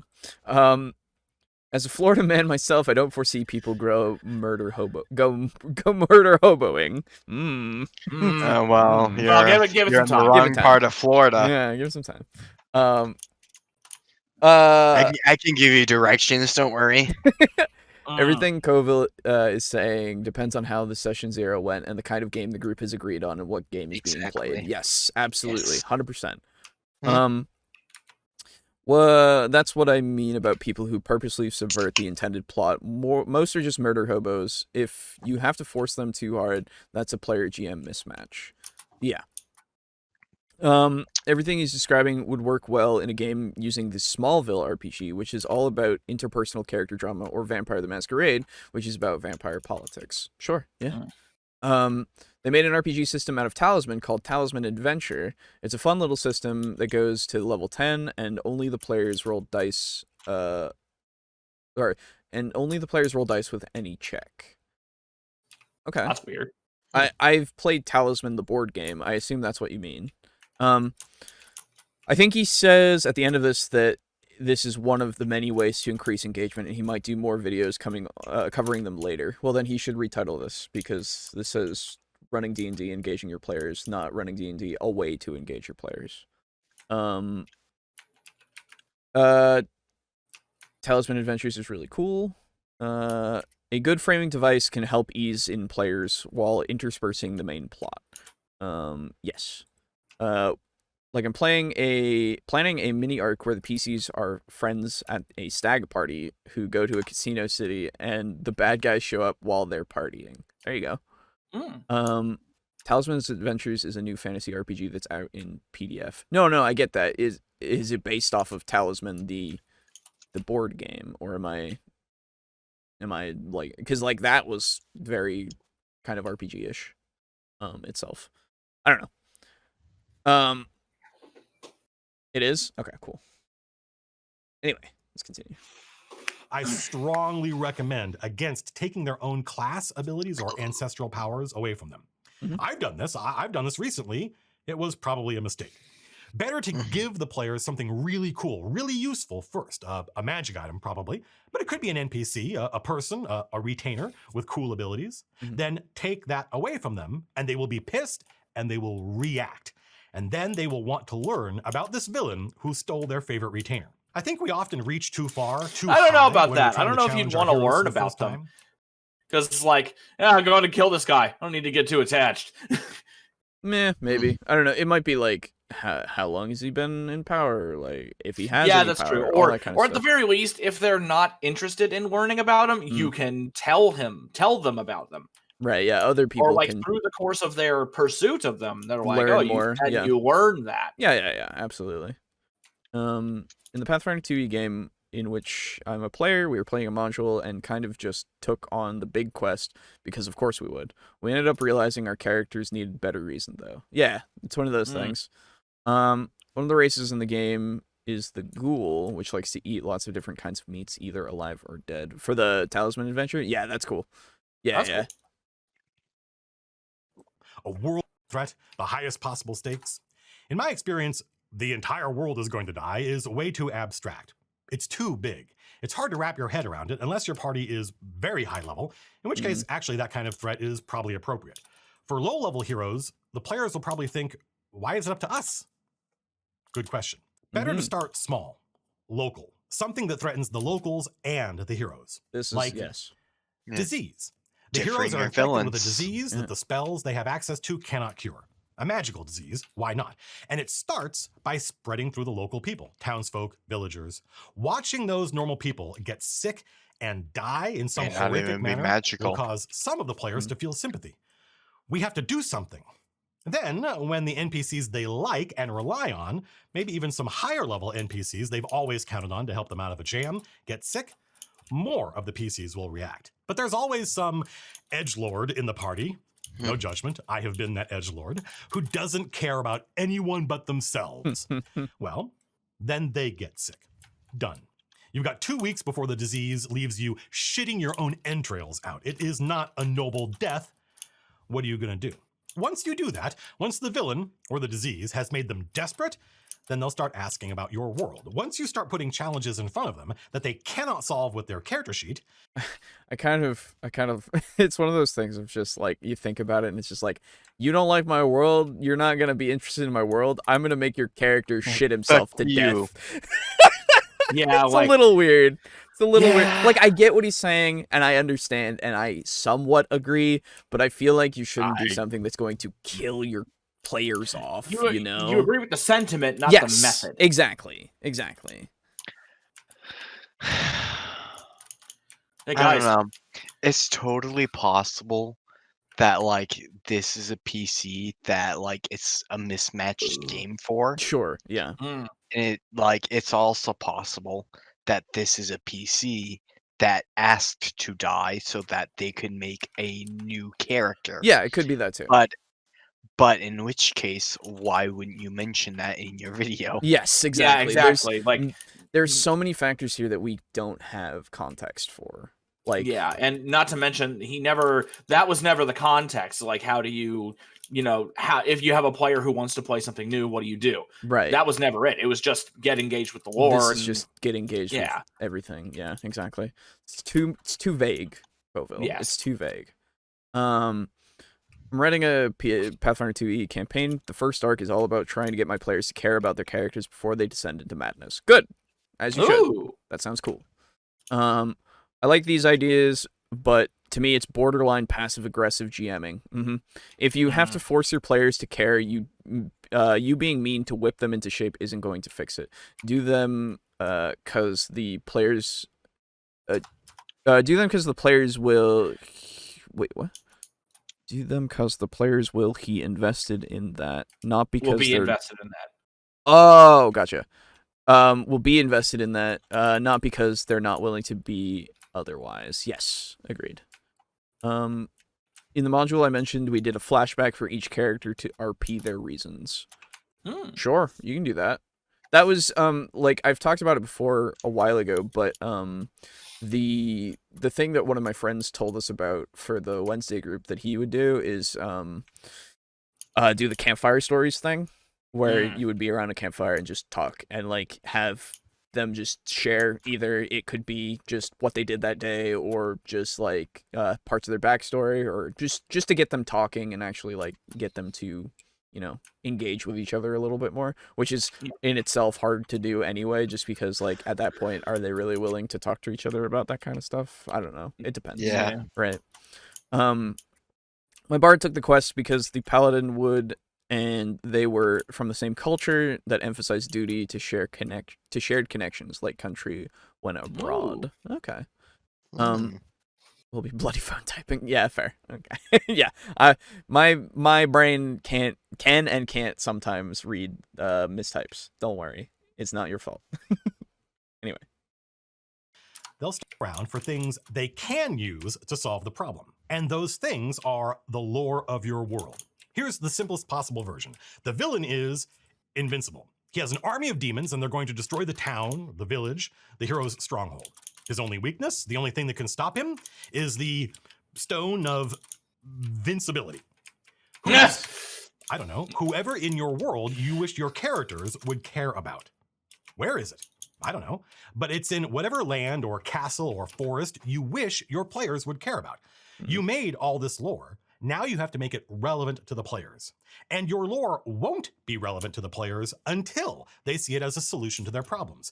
If they can solve every problem with their character sheet, then they don't need your world. This is why plot coupons are so popular in pulp fantasy and action movies. We got to collect all these things, these MacGuffins, these coupons, and once we have all of them, we can redeem them from the DM for the ending of the adventure. Think about it. How many action movies have you seen that boil down to we have to stop the bad guys, so we need to run around collecting items or secrets or notebooks or codes until finally we have what we need? When it's right, that's a very common trope that doesn't mean that lead to a different thing. Yeah, it's a common trope that doesn't mean it needs to be a different thing. And I'm describing Star Wars, by the way. Right? Yeah, exactly. I knew that. I was thinking that too. It can be done. It's a common trope, but it can be done very poorly. So anyway, the mismatched player thing never sits well with me. If I straight up kicked a player out for being the I don't care person, I wouldn't have a game. I don't have the luxury of choice in players. That's just unfortunate. Yeah. There's not. Yeah. It sucks. I can't really say anything to say, hey, you should do this. No, if that's just the situation you're in, that just sucks. And I wish that it wasn't. Campfire stories, or as I sometimes call them, elevator chats. Yes. Hey. Does anyone miss our chats on the elevators in the Citadel? I have a shotgun. Yes! Mass Effect! I fucking loved that line, because I was like, I do miss them! And then they shut them down. And I was like, damn it. Because there was so much interpersonal shit! Man, Mass Effect 3 has some stuff that's wrong with it. Was that in 3, or was that in 2? I don't remember. I think it was in 3. Anyway. I think it was in 4. I've never played any of them. You should, dude. They're really fun and really good. Actually, well written. And big lore. Big lore. Anyway. I expected him to say the One Ring, not some stupid stone. I got 3 guys, and I am unlikely to ever have new blood past them. That sucks, dude. I'm so sorry. Dude. I'm so sorry. That's rough. Yeah. Done well, these beats seems really interesting and vital, and you don't even notice that if Indiana Jones had literally just stayed home, the Nazis would have opened the Ark a lot earlier, melted their faces off way sooner, and saved everyone a lot of trouble. Some plot coupons are people. This person has that would change the story, though. It's like, then it's out there in the world still. Oh, I should watch Indiana Jones. You really should. They're really good too. I've never watched any of those. Oh my god. Oh my god, you and Brogan. Dude, I was that way for a while, and then I watched Indiana Jones, and then I was like, yes. Jones. I should have watched this a long time ago. Yeah, I should have. I guess I'll watch it. Sure. I guess. Casual reminder, Legendary Edition comes out this year. If it ends up not being a shitty port, pick it up. You won't regret it. That's true. There is the Legendary Edition of Mass Effect that you can get that gets all the games together and all their DLC. But what about Andromeda? No, it's not there. Who cares? Oh, okay. No one cares. No one. Yeah, who no cares? One needs that. No one needs that. Who plays that? Yeah, exactly. I hope it's not a shitty port. Fucking, oh god, they're gonna fuck it up. I know they're gonna. What fuck are they porting it to? Just a bunch of stuff. They're just remastering it basically and putting it all together. Yeah. Which, if you're just remastering something, how do you fuck that up? Many easily. Ways. Yes. Really? Oh okay. Yeah. I guess I've never played a remaster that was like trash. Exactly right. They usually have love and care, but BioWare now might be bad. So yeah, it is pretty bad. Anyway, watch Soylent Green and Doctor Strangelove, absolute classics. There you go. Ooh. Noted. Some plot hooks aren't items but people. Psych, I'm the bard. Every NPC is an item for me to pick up. Nice. Warcraft 3? Warcraft 3. Oh, I never played it. I really should, but yeah, I've seen a lot and I know it, so. The Diablo 2 remaster looks so good. Yeah. Anyway. The information are great. They're one of the most powerful tools you can have because they can be funny or grumpy or flirty or confrontational. And the secret to using people as plot coupons is that people can care about things. They can and should have their own motivations, which have nothing to do with the heroes. This ranger knows how to get through the trackless forest to the ruined keep that has the scroll we need. Awesome. But the ranger isn't inclined to help us. She has her own motivation. She's wrapped up in the conflict between the high elves and the wood elves, and she has very sophisticated ideas about who the good guys are and who the bad guys are in this forest. Remember the video about the central tension? Your players might not care about these cool elves you created, their unique cultures, and the battle between them for control of the woad. But this ranger cares, and they need this ranger to help get them out of this tree you have chased them up. Do you get it? You can take any lore in your world and wrap it in one of these little plot coupon envelopes and then chase the heroes up a tree and tell them the only way to get down is to collect those envelopes. The reverse of this is that if you don't take the lore of your world and make it... It's again, we're on that railroady territory. So actually the reverse of this, and I actually saw this today on Reddit. Oh? But it was a thread about the dumbest cool weapon. Okay. Or rather, the coolest dumb weapon. Oh. And a picture of the Kirk hammer from Bloodborne. Okay. Which is quite literally a sword that is stuck in a podium. Okay. And Holy Scripture is put on that podium. Right. And it's a cinder block and swung around like a that's mace. Right. That sounds a lot like what a space marine, like a chaplain, would use. Yeah. Very much so. And it's it is on one hand, it's a sword. On the other hand, it's a blunt object, depending upon which mode you use it in. Yes. And that is sort of the other hand of this. And that is when you hand your players a stone and a plot stone, and you're like, now use it to use this push here. And then your players go, I bet, and they use that to brute force your puzzle, and you're like, what the fuck? And they're like, yeah, I don't you think I give a fuck? I'm a push through this. Yeah, right. And you're like, okay. I'm not interested in the puzzle. I'm interested in what's behind it. Don't burden me with your lore. That's the fucking catchphrase of the whole video. Yeah. I know not who I am. I know not why I'm here. All I know is that I must kill. Exactly. Well, then you know why you're there. You're there to kill. Burden me not with your lore, sir. Yeah. So it's, I don't know. It's one of these things. D&D Extreme Coupon Edition.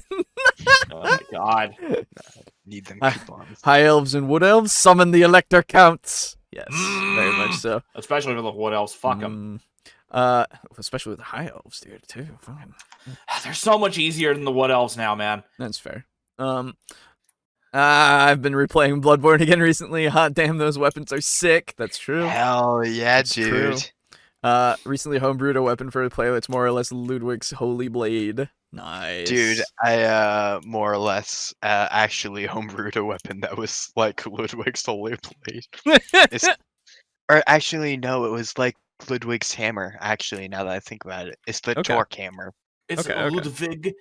Ludwig, excuse me. It is actually Ludwig. You're right. It is true. That is so. Anyway. Necessary players to interact with, they won't. They won't engage because that is not why they showed up. I talk about some of the mysteries of my game and how no players in 30 years have actively tried to solve them, and people are like, that's crazy. No, it's normal. I made these mysteries, this lore, because I thought it was cool. I don't care if the players never look into it. I think people watching my game as audience members get really involved in the lore and they want to know. Yeah. But that's the difference between people consuming content passively and players who want to roll dice and kill stuff. I often recommend Against the Cult of the Reptile God as a good starter adventure, even though it is really old and lacks a lot of the stuff you would get in a modern adventure. But in fact, that is why I recommend it. It doesn't have any plot hooks. It doesn't have an inciting incident. It's crazy. But that forces us as DMs to come up with our own. Sure. That helps us develop good storytelling muscles. Sure. Against the Cult of the Reptile God is about a small town. That's completely different than forcing your players to do a certain thing to get them to do. Like, it's not completely, I guess, but at the same time, it's like, oh, okay, so we come up with a different way to do it that isn't just I'm forcing you to play, right? Yeah.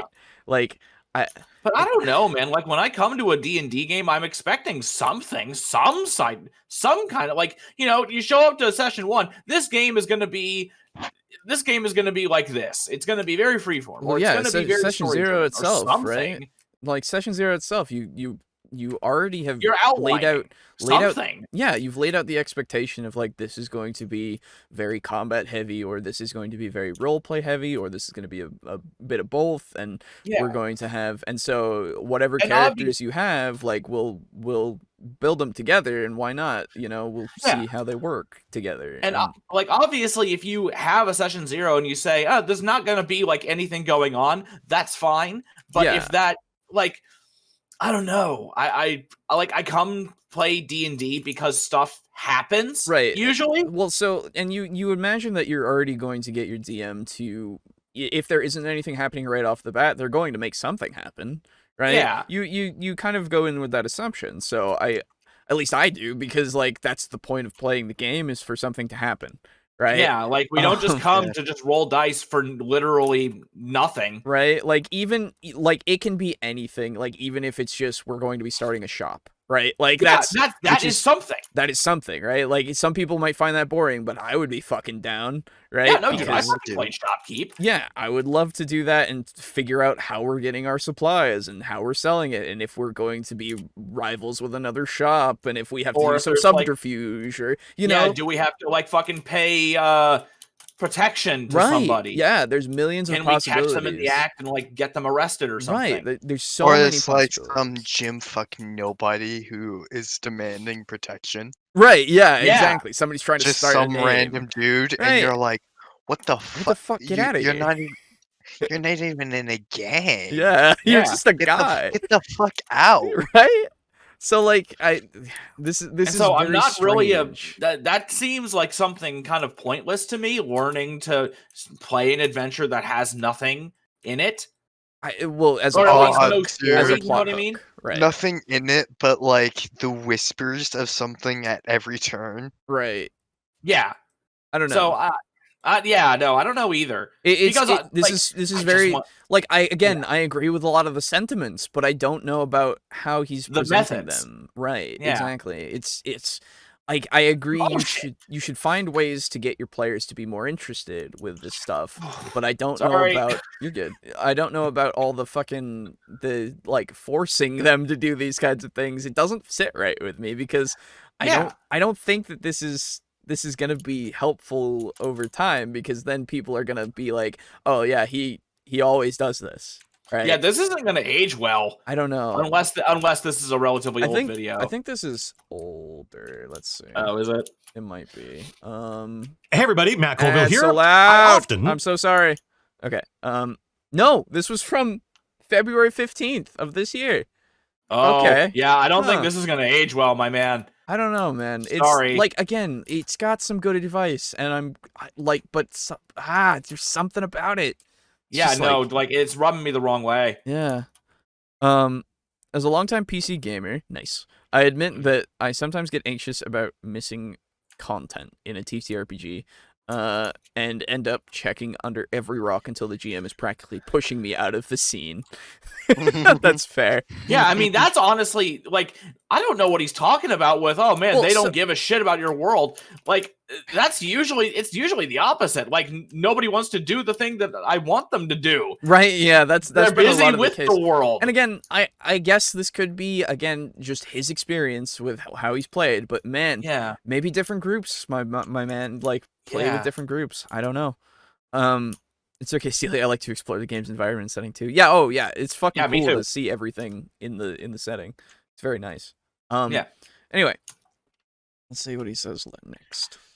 Small town that's been infiltrated by cultists. They kidnap people, bring them into the swamp, where an ancient Naga mind controls them, so Sounds they like a return plot back hook. to town as somewhat mindless thralls to the Naga.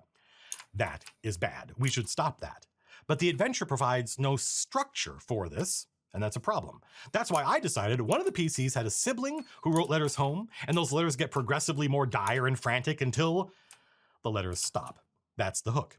Let's imagine the players don't take the bait. The PC is callous and cruel and never liked that sibling anyway. Okay, then the cultists will come to him. They've heard about him and want to convert him. Why? We're going to chase the PCs up a tree one way or the other.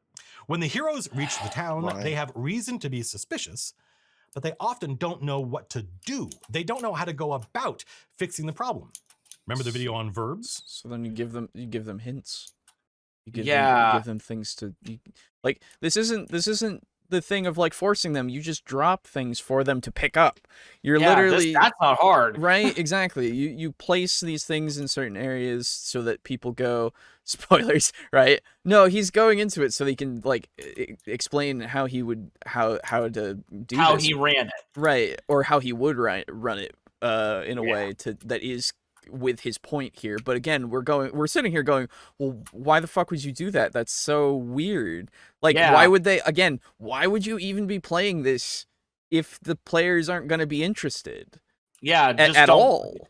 Yeah. Right? That's separate from the lore, right? Hey guys. No, it's purely for the DM's sake. Right, you want to play I'm writing a new D&D campaign. Okay. You want to know what it is? What is it? Well, in my world, you guys are all like corporate managers. Okay. And you basically just sit in your office all day taking calls. Okay. And there's nothing interesting happens. But nothing. You don't make any big deals or anything like that. Oh, okay. And there's none of this like corporate espionage or anything like that. Wait, I didn't want to clutter up the plot. Am I going to get yelled at by a Karen or? Yes, your boss is all a right, Karen. then I'm in. Oh god. Then I'm in. I'm in. Okay. Because I'll get angry at the Karen. Yeah, dude, exactly. Like, but the Karen is it's not the villain. She's the hero. That's fine. I don't care. Give me an excuse to be snippy with the Karen. Dude, exactly. Your excuse to get snippy with the Karen is that she's a Karen. Nah. Fucking do what you do, boy. My Starfinder game started with the group getting framed for blowing up a war prisoner exchange, and they just said, we go to the next solar system. I don't care syndrome is real. Well, so, again... Well, here's the thing. No, they do care. They're escaping. They're escaping it, and so then you have them being... like, you have consequences for that, right? Now they're fucking fugitive war criminals. Yeah, exactly. Now that is not chasing them into the corner. They put themselves in that corner. They put themselves there, absolutely. Colville's advice will work as long as the players are clueless to the railroading, but once the illusion gets figured out, it could end a campaign depending on the players. Yeah, because like it's so obvious, right? Especially when you just do it over and over and over again. And again, we are outside looking in, but I feel like even in the game, you would start to notice the shit. Can I get a +1 red swing line stapler? Hell yeah, dude. But yeah, no, it's this is the thing. You can turn any situation into having it work as long as, like, again, man, for you, Draco Kraken, you don't have any other people that you can do it with, so I can't really suggest anything else for you, unfortunately. But like what we were saying for this one instance, like, then they are quite literally, like, the word gets out to the next solar system, because I assume interplanetary communication and intergalactic communication exists, right? Yes, there is. Wait, did you say Starfinder or Traveler? Starfinder. Ah, okay. Even so, like, regardless, you can assume that, unless you specifically didn't make that a case, like, they are known as criminals by people. They were known to be fleeing towards this sector of space. People are gonna perfectly logical that, like, if they see, here's the thing, you might have a little bit of trouble if they're like, okay, we're in danger, we're gonna go ahead and make a random jump. Sure. But no, they went to an adjacent star system. It would not be a large leap of logic for the galactic police to basically be like, okay, put a coordinate out on all these galaxies, the nearby ones. Right. They couldn't have gotten far. Even so, bounty hunters can exist, right? Like Boba Fett himself. Outside the law, or even working for the law. You can have them being hunted by them too. Like, there's so many more things. And if they want to keep running, they can keep running, right? Yes. Like, then it becomes the campaign. Exactly. How long does it take for them to run until they either get caught or they figure out how to prove their innocence? Like, all that kind of stuff, right? I know. Did they say they were framed? He said it was framed. Yeah. Oh, okay. Yeah. I tried to feature the thing, but at some point they were just gonna bow out if it wasn't dropped. Oh, that just sucks, man.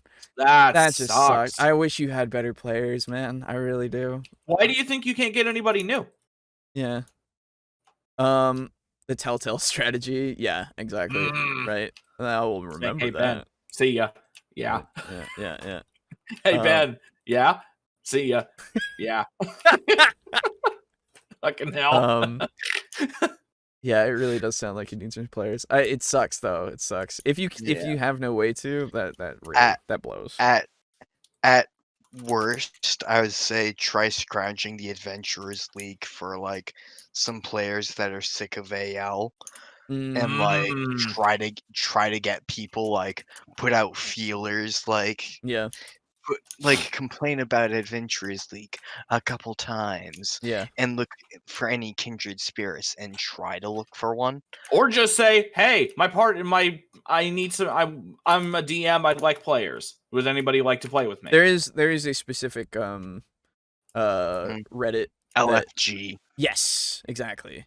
Looking for a group. Yes, you can go on there and just look for people as well. Like, I know, we have a looking for group channel right here in the Discord. I realize there's not a whole ton of people here, but that is true. You might be able to find something. The only problem is, I know most of us are busy. Most of the people on here are very busy, unfortunately. Yeah, but who knows? It's worth a shot. Yeah. We put it there for a reason. Yeah. Give me 1 second. I'll be right back. I just needed to run to the bathroom. Okay. I guess at some point you have to have a what kind of game do you want talk. Yeah, that is also true. Just ask them straight up what they want. That is fair. Because, like, it's Yeah, because at least if you know they're not struggling against you, and you can you can begin to be like, okay, this could be fun. Right. And of course, like, once they say, oh, we want an espionage game, then you can put your spin on it. Right. Exactly. You can still make it yours. Yeah, absolutely. Excuse me. It sucks when players just want to screw up the campaign for the GM and not want to be a part of it. Yeah, it can, and that's why I haven't played with anyone who hasn't been you guys for long time. Very, very long time. Yeah. Last one we had that was really not a proficient role player was Mike. Right. Yeah, that's true. Because, even though I know he's Brogan's friend, and he might watch this, but I don't really care. I don't know. He was bad. There are times where it was fine, but yeah, it's fine.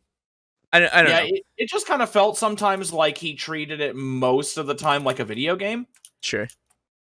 I don't know. Because, the the one that I always think of is when we were in the Age of Magic Fur, and we were trying to appear nice to the townspeople, and then he decided to growl at the rabbit just to be funny, even though that was 100% wrong to do. Well, yeah, in that just moment, one of those things. Yeah, I don't know. It's just it's just how it was. Okay. I live in a particularly small rural town in South Indiana. No game store for 2 hours by road. Shit internet. Oh, dude. Oh, yeah, damn. Okay. That sucks. I already have like 2 games I'm playing and one I'm prepping to GM. Yeah, there you go, Steely. Sad Party is one of them is great and tries to help keep people on task, but yeah, Farmtown Blues. Well, at least you got that one person. Just play with that one person. Just do one-on-one stuff. That's fun. That's fun to do. Can be. Yeah. Well, I think it's fun. But yeah, it's one of those things. Yeah, man, overall this video is like half and half. Yeah. Like again, the sentiment is good, but the advice is not. Right, exactly. Basically his entire solution to everything is basically railroad them, forcibly railroad them. Yeah, it's like, and he's not saying it that way, and I assume like he has no problem with sometimes railroading things, which again, like sometimes it can be. Sometimes you have to do it, right? And it's okay if you admit it, right? And if the players understand that it's just something that needs to happen for the sake of the story, fine. Right? Does it help to reward the good player a bit more as a kind of example of how being cooperative can pay off? Ooh, that's a dangerous game. Yeah, that's a dangerous game to play.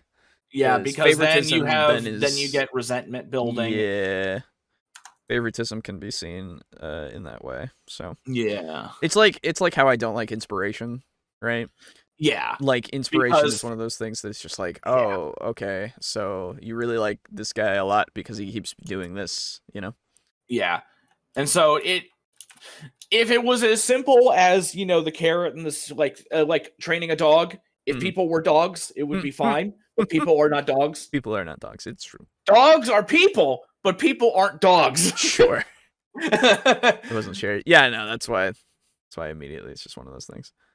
Sorry to be a downer. Gotta go. No, you're fine. Don't worry about it, Drago. We'll see you later. Whoa!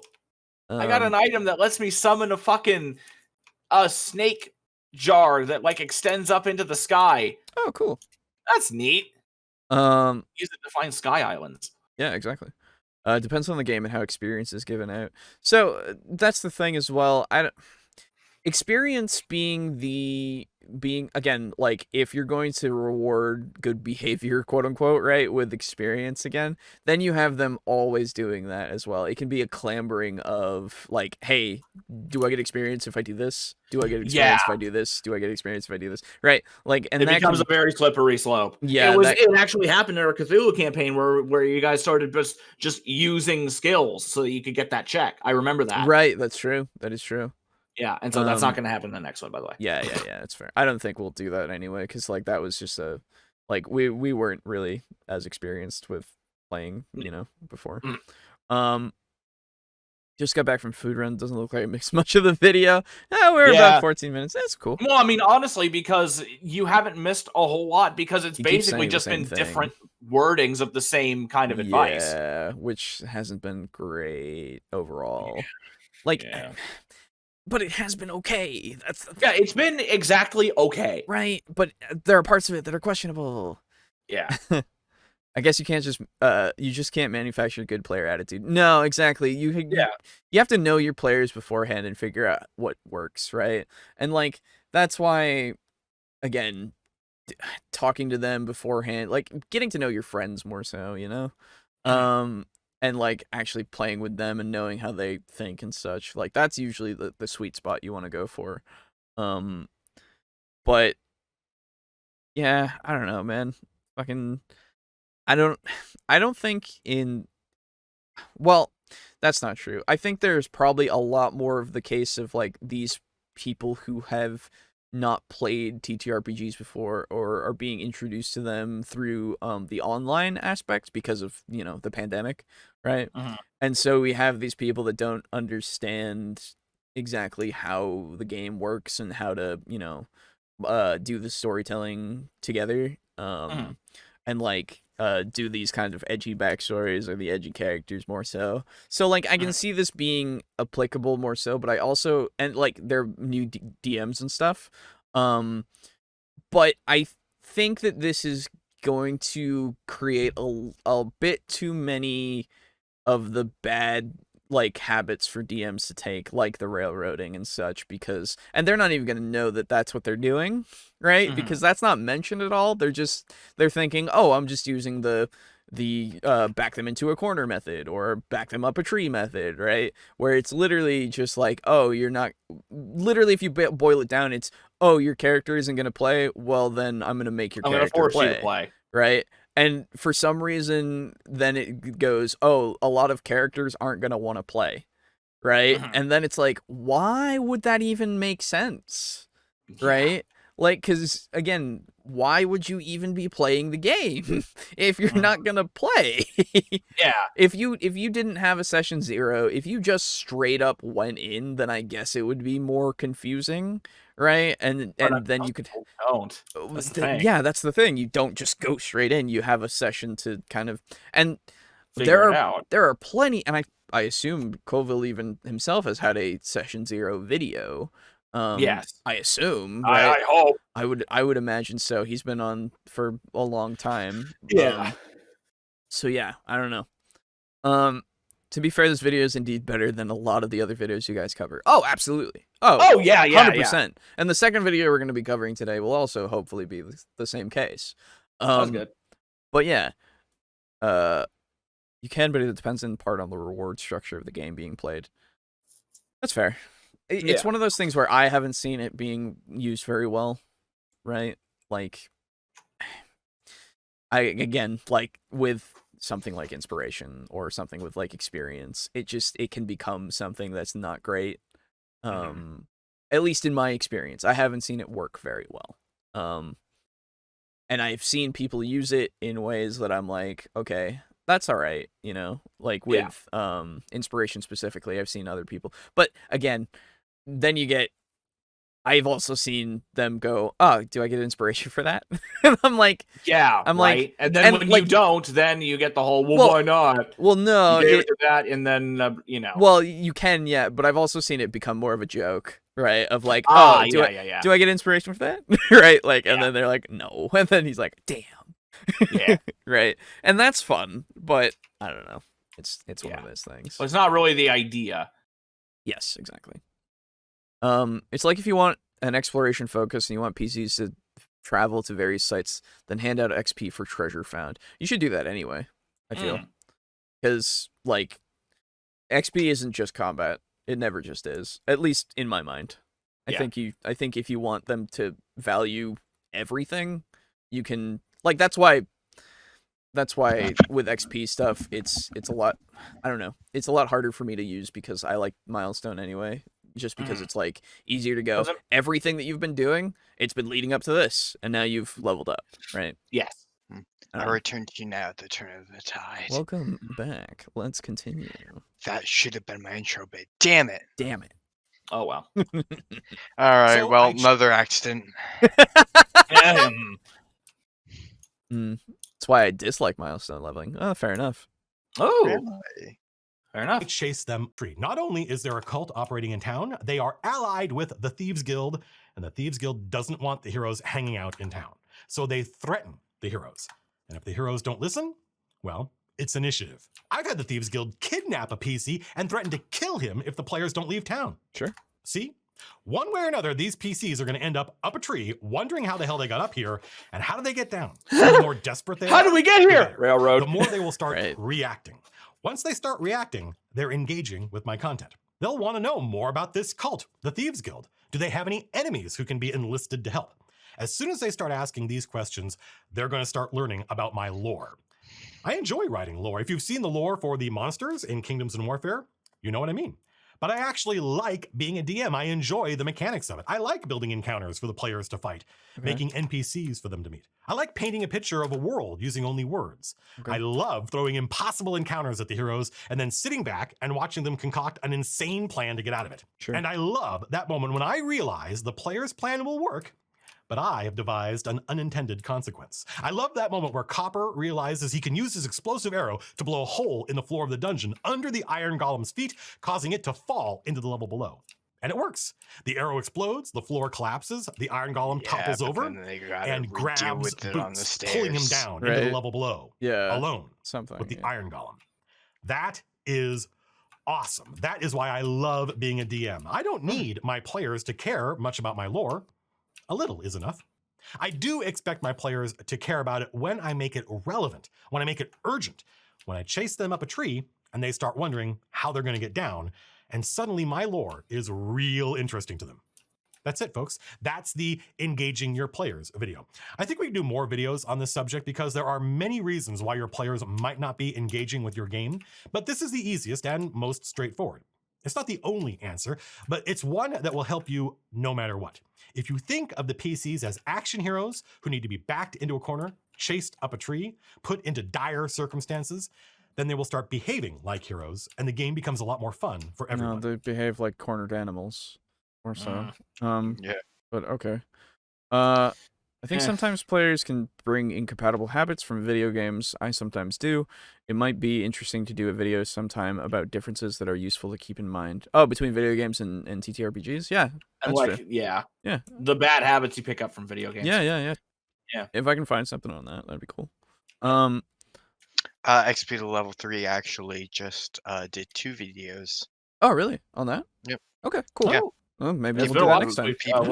People who play every game like it's people who play every D&D game like it's Skyrim or something. Oh, I thought that was more of a just a like a satirical kind of video. In a way. Yeah, it was. Yeah, okay. Sounds like DM versus PC now. A little bit, yeah. I don't know. There's a fine line here with everything he said, right? That it feels like he's crossing more often than not, between like railroading and all that kind of stuff. So I don't know. Yeah. Thanks for watching, everyone. If you have any questions, okay. So that's that. Okay. Thought we had some more, but we don't. Okay. So yeah. Still overall not bad. Just not but very great. Questionable at times. Yeah, I don't know. I'd be interested to see his other stuff on engaging players, right? Because and again, make this a title of an easy way to engage players, maybe. Yeah. Because it is definitely easy, but I don't know if it's good. Right. Yeah. Overall. Yeah. The easiest option is seldom the best. Exactly, right. So we'll see, I guess. But maybe we'll come back and see those things later and see how much he has to say. So, with that being said, we're at the midpoint. The time where we do the shoutouts and chill talk. So, first off, our lovely patrons help bring this show to you, lovely viewers. So, it's only proper that we shout them out. First up, we have Tier 3, Draco Kusagi. Unfortunately, he's gone at the moment. But we thank him very much for that Tier 3, that $15 a month.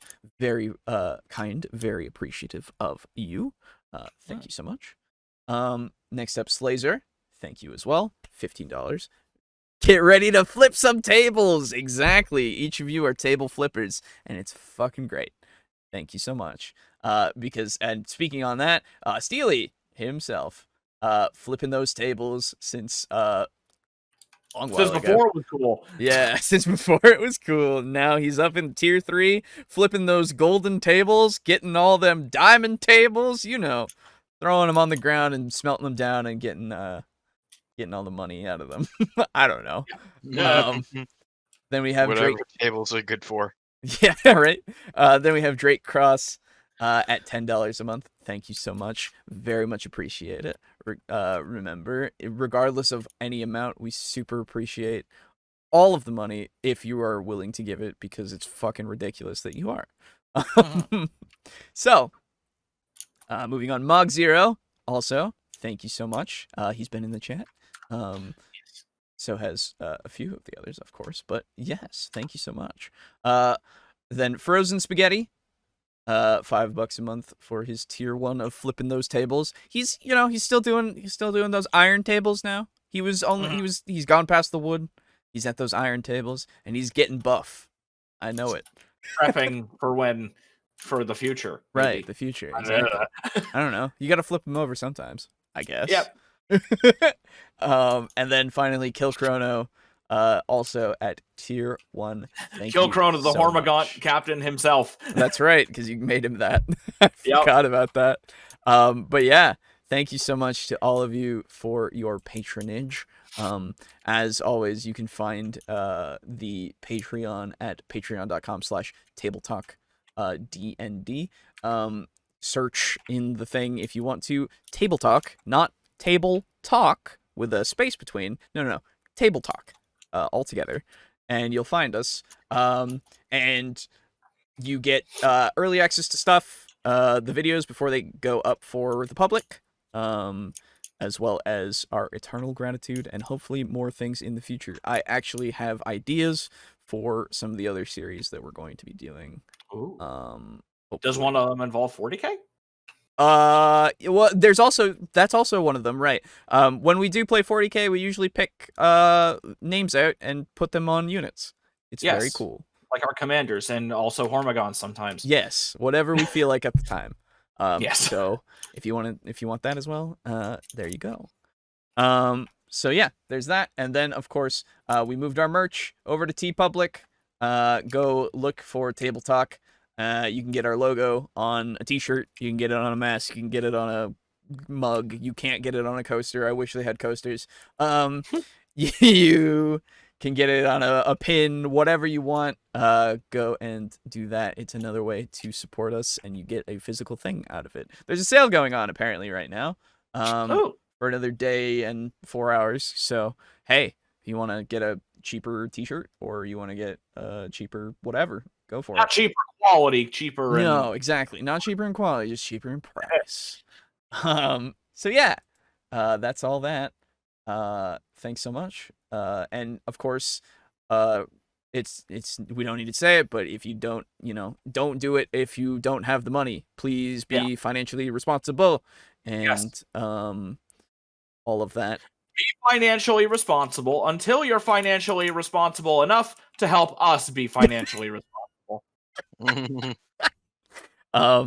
And yeah, maybe we get the 10 Commandments as a coaster. That would be cool. Oh, dude, yes, dude. I'll work on getting the 10 Commandments as a thing for the merch. Honestly, that sounds great. Absolutely that sounds amazing. Actually, oh my god, dude, get the one of the glass of water that tastes like semen. Oh no, it already is. God. That's on the Demandments. Don't worry. Oh, good. So, but no, that's a really good idea. Actually, making it like a shirt and everything too. Oh man. Anyway, so thanks, Mog. But yes, thank you as well. Of course, like any support that you've been doing of just watching or commenting or being in the chat and all of that shit. Like literally everything that you're doing, we appreciate it and it helps us out a lot, regardless of money spent or not. So, thanks so much. With that out of the way, let us continue on to our next video, which is... Why is this not open? Sorry. I've got to open this back up. There we go. Okay, so the next video is from WASD20. Been a while since we've covered him. I believe his name is Nate. In the town of Shale in Zora. This is another kind of way of engagement and world building specifically. His video has a very clickbaity thumbnail that I don't like, but hopefully the content itself is better than that. I assume so, at least at this point.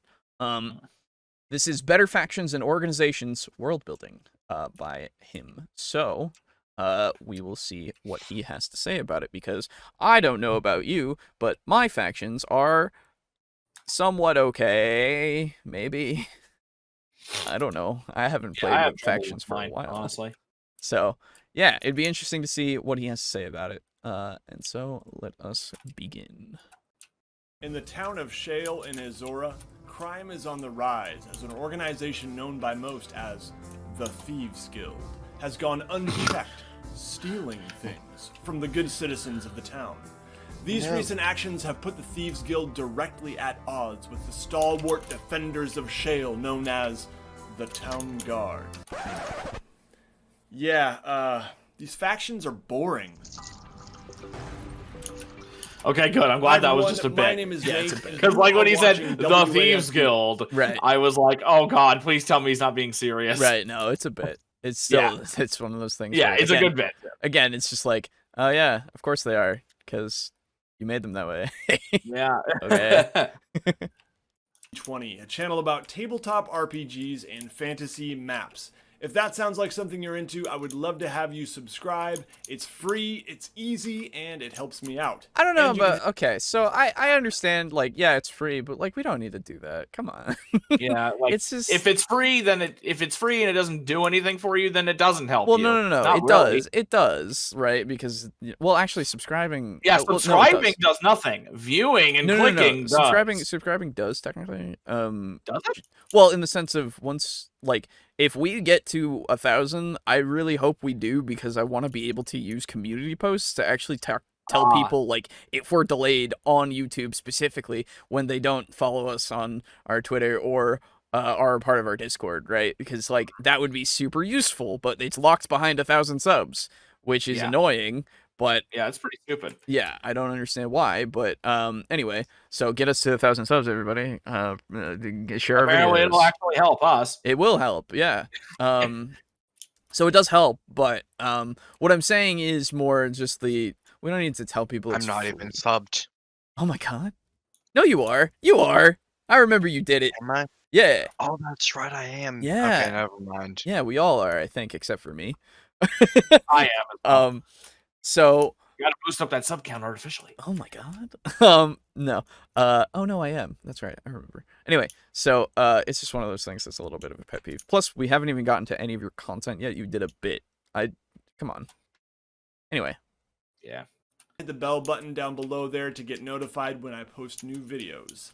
In this video, we'll be talking about how you can create more interesting. I don't know why, but I'm looking at his Pathfinder core rulebooks.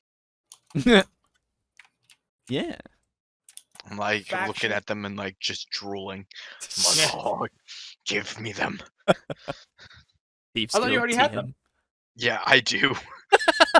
But I want yours. But there's 1E and 2E. Oh, that's true. That is true. And I only have the core rulebook for 2E. Yeah. Oh, I see. I don't even have 1E. Mm. Oh. The books are calling to you. And organizations that can help bring your world to life. Before we get into that, though, I want to thank my sponsor for this video, World and... Okay. Well, no, this is fine. It's just, that's how sponsors be. You gotta put them I know. Sponsors be fucking annoying. So stay tuned for that. And in the meantime, go over to worldanvil.com and get started. World Anvil, if you want to sponsor us, we'll do it, but like, not until. Anyway. Foundational questions to answer about your world. I'll put a link to that one right up at the top, but one of those questions was, who is in power in your world? Oh, I remember that. Now, Yeah. governments are usually major players when we answer that question, and I created a couple of political entities for my world in that video. These could be empires, countries, kingdoms, provinces, city-states, etc. Different names for the same thing. On governments and political. No, they're not. Kinda. Empires and kingdoms. They're no. Empires are several in kingdoms. the context of D&D. They are effectively the same thing. Empires are several kingdoms all together under one roof. Okay. Yeah, they're all different. Okay. Just learn better, dude. Okay, will. That's a long 1 minute 30 beginning. I think most people would have checked out. It's true. Maybe. I don't know. Political entities, I think they're really important, but in this one we'll actually mostly be focusing on smaller or less obvious organizations. So to give you some examples of what we might be talking about here are a bunch of different faction types. Monastic orders, guilds, professional organizations, criminal organizations, shadowy networks, businesses, law enforcement, alliances, political movements, religious groups, cultural or racial groups, adventuring groups, mercenaries.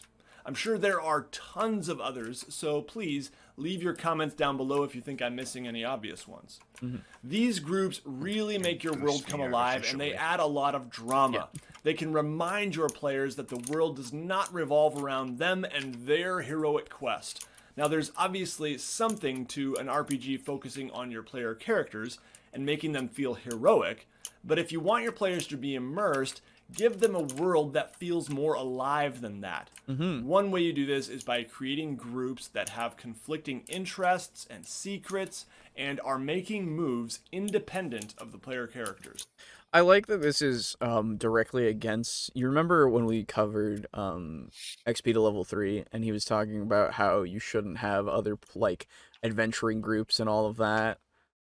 Because that was a thing that he said? Oh, yeah. Do you not remember? Oh my god. I think you were there. Maybe I wasn't there for that. I don't remember that at all. I actually have a rival adventuring group. Right. Oh, yeah. That is actually going to be a villain group later. There you go. On. Yeah, exactly. It's one of those things where I remember him talking about this is the player character's story, and like if you had characters in your world that could help take care of problems that it takes away from their specialness or something. I don't remember exactly, but it was something along that sentiment. And I'm over here going, no, that just means they have allies though. And this was because we were talking about or it was DMPCs, I think it was, that he was initially starting. Okay. Yeah. If you remember now, yeah. So it was one of those things where we were just like, no, you want to have a living, breathing world in a way, so why wouldn't there be other groups that are also doing things like that might not be happening to your group, but you could collaborate with other groups that might be on the same kind of adventure, like trying to save whatever, and like maybe you find them, or maybe you compete with them or something like that. And like it's interesting to see the stark other side of this in this video, where it's like, yeah, you could have a bunch of people that are making it so that they understand that this is a world and they're immersed, and yet it still like allows you to have them be heroic and like the main characters, quote unquote, right? Like anyway, it's just interesting. There's an advanced player's guide now too, not to tempt you too much. I'm not trying to be mean, but if you never saw him, you might have checked out already. Well, that's just the gambit you have to do with, like, you know, if you do, like, with, if you have a I don't know the strict terms of sponsorships, right? Like, if they're like, you gotta put us in the beginning of the video, right?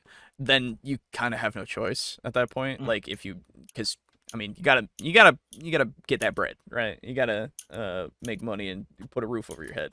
But I don't know. It's just one of those things. Like, I've watched Armored Skeptic a bunch. These for a while. And he's been doing a bunch of like cryptid and all those kinds of interesting videos like that. Explaining those situations and kind of going over how it could be something else or other things, you know? And in those, he also has ads and such, but they are usually kind of in the middle or in the beginning. Even sometimes he'll do it, but he does it in such a way that's so natural that I'm like, I don't care that you're doing that right now, you know? Yeah. And then you have people like the Internet Historian who do their ads, but they're so completely hilarious. ridiculous. Yeah. Very good stuff. Really, really funny, and I listen to them. Yeah, oh, absolutely, every time. So there are ways to do it, obviously, but yeah, I don't know. Now, when you're just starting off with a new campaign or you're writing a story or something, I actually recommend really limiting your factions just as you would limit your NPCs in a given game session, because it's easy to overwhelm your players with lots of new names and information, especially when you've been world building like crazy and filling out tons of stuff on World Anvil or filling up whole notebooks full of information, and then you get to the gaming table and you just want to spew it all out. Don't go introducing 3 or 4 new factions every game session. Yeah. Maybe you introduce 2 or 3 fairly early on in your game or your story, and you see how they develop. You may find your players latch on to 1 or 2 of them, and others just kind of fade away, perhaps even leaving space for new ones to be introduced later on. It's also a good idea to work with your players to design factions. If you have a monk, work with that player to create their monastic order. If you have a cleric, what sort of religious group are they a part of? Does your rogue have a connection to some seedy criminal? Some with your players. Yeah, exactly. Especially if the players are part of it. Yeah, absolutely. There's like you just kind something I heavily recommend, by the way, for clerics. Yeah, absolutely. Or at least tell your clerics like about a bunch of orders and say, pick one. And like they pick one and you go, okay, and then like you give them everything about that. And then say, good. And then they go, Yeah, I exactly. had a player do that in my campaign with Fandel, a goddess of the earth. Granted, you could go through and like learn about all of my orders, sure, but like why would they don't know that I'm going to do that for it like every single order, and B, why would you do that? Right, exactly. Organization, or your fighter to an army or a mercenary company. You get the idea. These can be a natural starting place and a great opportunity to work on world building together with your players. This can be done during a session 0 of a campaign, or it could be something you work on with players between sessions. So when you're creating a faction, what do you need? First, I'll cover the 3 most important things in my opinion. I think you need a motivation or goal. This could be kind of a doctrine or ideology. You need methods or means, or the way they achieve their goals. And you're probably going to want a name. For coming up with motivation or goal, just think of what type of organization this is in the first place. That should usually give you your goal.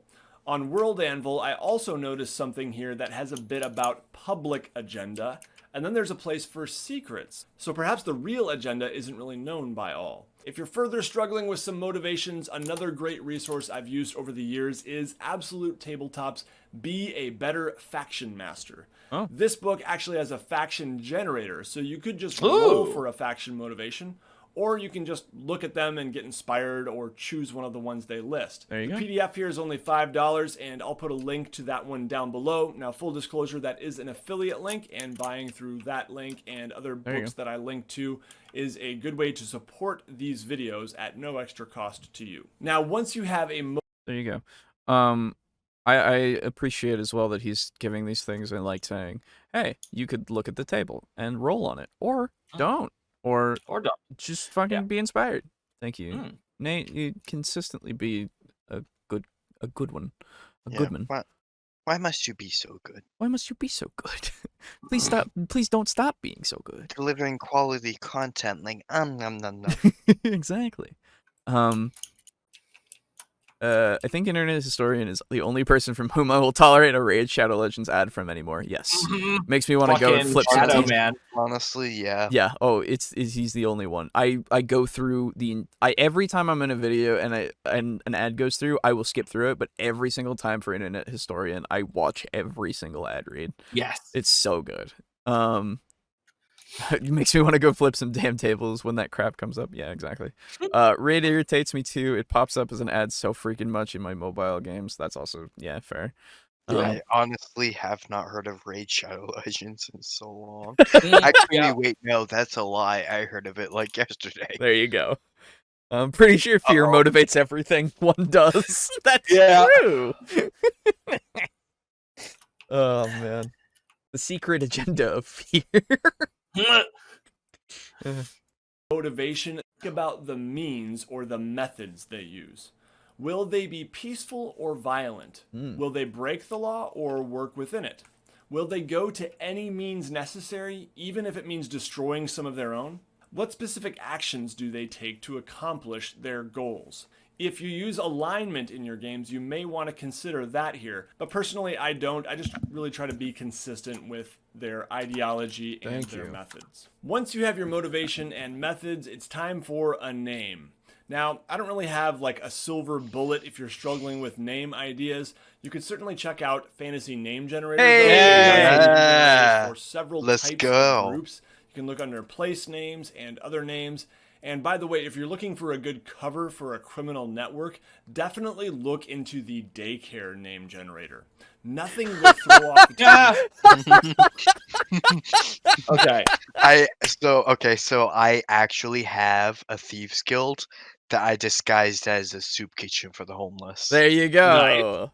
Right? Oh man, that's great. That's hilarious. I love this. Okay, thank you, Nate. Oh my god. Fucking even going into fucking fantasy name generator, the thing that we use all the fucking time. Yeah. Man. Guard quite name Little Giggles Nursery School. It's not bad, right? But once again, Be a Better Faction Master has a ton of cool ideas for faction names. And the faction name generator takes up a full 7 pages of the book with lots of great ideas for the various types of factions you might be creating. Once again, it's because the tables are huge. Okay. Means and name are the 3 essentials for me, but there are a lot of other things that I'm going to cover now that I think could also be good to include if you really want to bring your organizations to life. Still, don't stress out trying to fill in every aspect of your faction right away. As with many things in world building, leaving some blank space can be healthy so that you can invite your players into the world building, and it enables you to be a little bit more adaptive and flexible to cool ideas at the table. So, absolutely, because like being very strict with it is like have a framework, obviously, is or not obviously, but you can have a framework, and then because of that framework, you can fill in the gaps, like he said, because fucking. So many of them can be just like hard to like. You don't if you set that hard and fast like line. There's no way that you can deviate from that. Deviate brain. Deviate from that, and then sometimes that can really fuck with you if you're in game. Need to find some goods? Just go to the soup kitchen and ask for a bowl of chicken noodle. Yeah. Actually, yes, that was how. Like, there was a specific thing that was off the menu. Oh my god. That told the person working at the soup kitchen that you had some information to sell. Oh my god. And then you would go over, you would grab a ticket, and you would sit over off by yourself, and someone would come to you, and you would send them the information, and they would go, okay, and you would receive a better meal. Nice. New idea. Thieves Guild disguised as a Thieves Guild, but it's ironic and meant to be a joke, except it's not. And the fact that no one can figure out how serious they are is how they get away with it. You stole my wallet. Bro, it's just a prank. You're literally emptying my money into your bag of holding. Don't worry, I'll give it back. That would be amazing. It becomes a prank YouTube channel. That's what it is. Stealing that Thieves Guild? There you go. We'll give it back. We swear it doesn't actually give it back. Yeah. Maybe you pick 2 to 4 of these other things that you want to include for each given faction. Other things like origin. What is the history of your faction? How did it begin? And is that even known? Leadership. Who's in charge? If you need some tips for developing NPCs to be the leader of your faction, I've got a video on NPCs, and I'll put a link to that one right up there. Be a Better Faction Master also has 12 faction leaders with really great descriptions and some really interesting NPCs. And related to leadership, what is the organization or structure of this faction? Are they highly centralized and connected, or are they dispersed into rather isolated cells? Is there a rigid hierarchy, or is it more democratic? Next, a sigil or symbol. This could be a cool flag or a crest or a banner, but we could also talk about more secretive kind of markers, like members of the Winter Seers always wear 3 earrings in their left ear, the middle ring being black. Or perhaps it's a signature sort of tattoo that's somewhat hidden from view. Or maybe they say something in Thieves' Cant. Yeah, that's the other thing. Or like, they mark certain buildings in such a way, right? Like, yeah, shadow marks. Right? Exactly. Yeah. Like, all of that kind of stuff. Fuck, there's not much to say about this because I just kind of agree. Yeah. I wish there was more to say and more to add, but he's going over all of it, and I wish there was more. Yes. Yeah, exactly. Yeah. Anyway, moving on.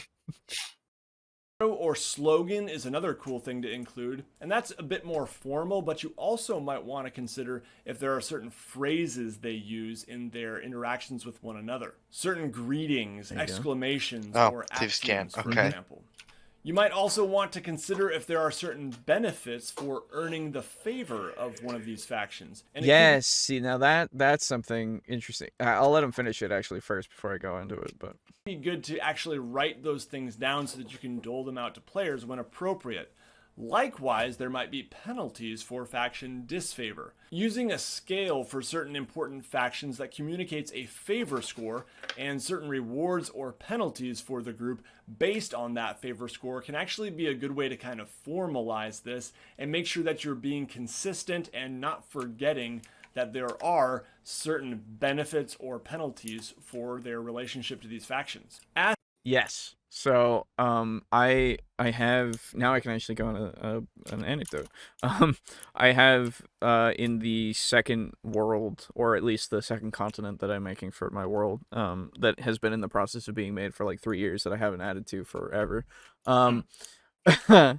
I have, like I've said, it's based very much on Eberron and how that kind of is, and so it has factions that are vying for control of more territory of the continent itself. And PCs can join those factions by doing stuff for them, and like they will over time, if they get more favor, get boons, right? Or like, because I was thinking one of the factions is mostly undead. They're kind of together. Yeah, they're kind of together and kind of keeping each other like alive, right? And like kind of like letting more people into their ranks that want to have for like an eternal life, right? And stuff like that. And like one of the benefits that you can get if you get enough favor with them is to become an undead, and like always have that as your, now that is your, you'll have the weaknesses of an undead, but you'll also have the strengths, right? Like you don't need to worry about breathing anymore. You don't need to worry about and it's just such a big fucking problem too. Right? Like, fuck, I hate breathing. Right? I'm gonna get rid of these guys so I don't have to breathe anymore. Well, that's becomes undead to get rid of breathing. Yeah. You know what I mean, right? Like, I know. It's just that funny. But that's one of like the highest honors that you can get to be like. There are living people as a part of this faction, but it is more of like, you know, outcasts. It's ruled and like overseen by the undead. Dead, the dead guys. Yeah. So absolutely. I take it that they are like the more humanoid undead, like vampires. Yes. Yeah. Okay. Yeah. I didn't expect it to be like, oh, they got fucking zombies walking around. They're just like normal people. Well, so there are like not ghouls. Ghasts. The ones that actually can think. Okay. I don't remember which one. Oh, the whites. Yes. Okay. There are whites who actually have semblances of intelligence. Well, if it's D&D, ghouls can think. Can the ghouls? Well, but are the ghouls like conversational? I don't remember. Yeah, with their own kind, maybe. Yeah, with their own kinds, like in a tunnel. Right. Yeah. Okay. So. And most of their conversations are basically just. But Yeah. that's true. Food where up above. Right. Yeah. Okay. Fair enough. Fair enough. But What? like, so there are a bunch of different types of undead that are like zombies do exist there that are shambling around and are more manual labor and such. Right. Ah, okay. Like there is a place for everyone and everyone has a place in a way. If you're dead. If you're dead. Well, no, they still have living too because they do need people to infiltrate and such, right? Well, that makes them sound quite dangerous. Well, infiltrate. What are they infiltrating? I don't know. Anyway, so there's a lot of that's the whole kind of thing. Like each faction, I don't know exactly what I'm gonna give for benefits for each faction. But that one is very much like easier for me to figure out because of the way that it is of like undeath is like very sacred to them in a way of like this is our gift to you, right? And the type of undeath that you get might be different depending on how high you go, right? Oh. Or like what family. Yeah, exactly. Right? Like which vampire count, if you will, do you fall under? Like that's that affluence there. So yeah, that's that political or not faction structure for at least one of them. I do have ideas for the other ones. Like one of them's more of an inventing kind of faction that's more about research and invention and progress, and all of that. And again, they're trying to get more control of things in order to study and understand and try to figure out why the big calamity happened and try to spread that knowledge to other people that are worthy of it in a way, you know. So right, anyway, so that's kind of just like having those benefits is something that, because like for the knowledgeable it might be like big spells, like spell scrolls that you couldn't get otherwise, or you know, other kinds of things like that. I don't know. Yeah. But it is a big thing to like have them, if they're able to be joined or if they're opposed, like have those kinds of scales like he was talking about, which is interesting to think of because assigning value to actions is one of those things that I find is kind of hard to do. Like giving a numerical value of like you're at 0 to 100 on your faction scale. You can go to negative 100 as well, but how much is this worth, right? Like, and I don't want to. I don't want to undervalue it or overvalue it, right? Because I don't want them to progress at a rate that's too fast or too slow. But that's just the whole thing. This could be a cool flag or a lame flag. Makes the players wonder what kind of dorks would choose something like that. Piques their interest. That's true. Yeah. Undead Faction sounds like a great story element and an awesome RP inspiration. Lots of debate characters could have. Yeah, oh yeah, like is it right to continue to have them exist? Right?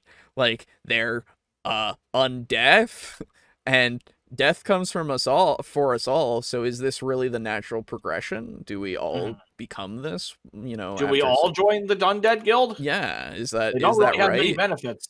Is that right? Do we just continue to live forever and like I don't know. Sounds like a faction from Daggerfall. Okay, cool. I'm that sure if that's the case. Can you confirm? Never actually played Daggerfall. There you go. Oh. So cool. I'm not original. I understand that. Assets are another thing you might want to consider here. World Anvil suggests that you think about silver and gold, buildings, troops, equipment, weapons, ships and horses, castles, and other fortifications. Yeah. Another valuable asset could actually be public opinion. Actually, where's my mouse? There it is. Oh, there we go. Oh, okay.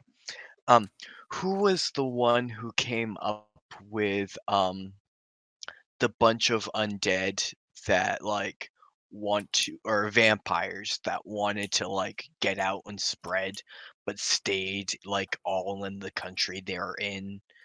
Guy. That was Guy. Yeah, that was Guy. How to be a great GM. Okay. Yeah. That's right. I forgot about that. Because I've been thinking about like that the whole time.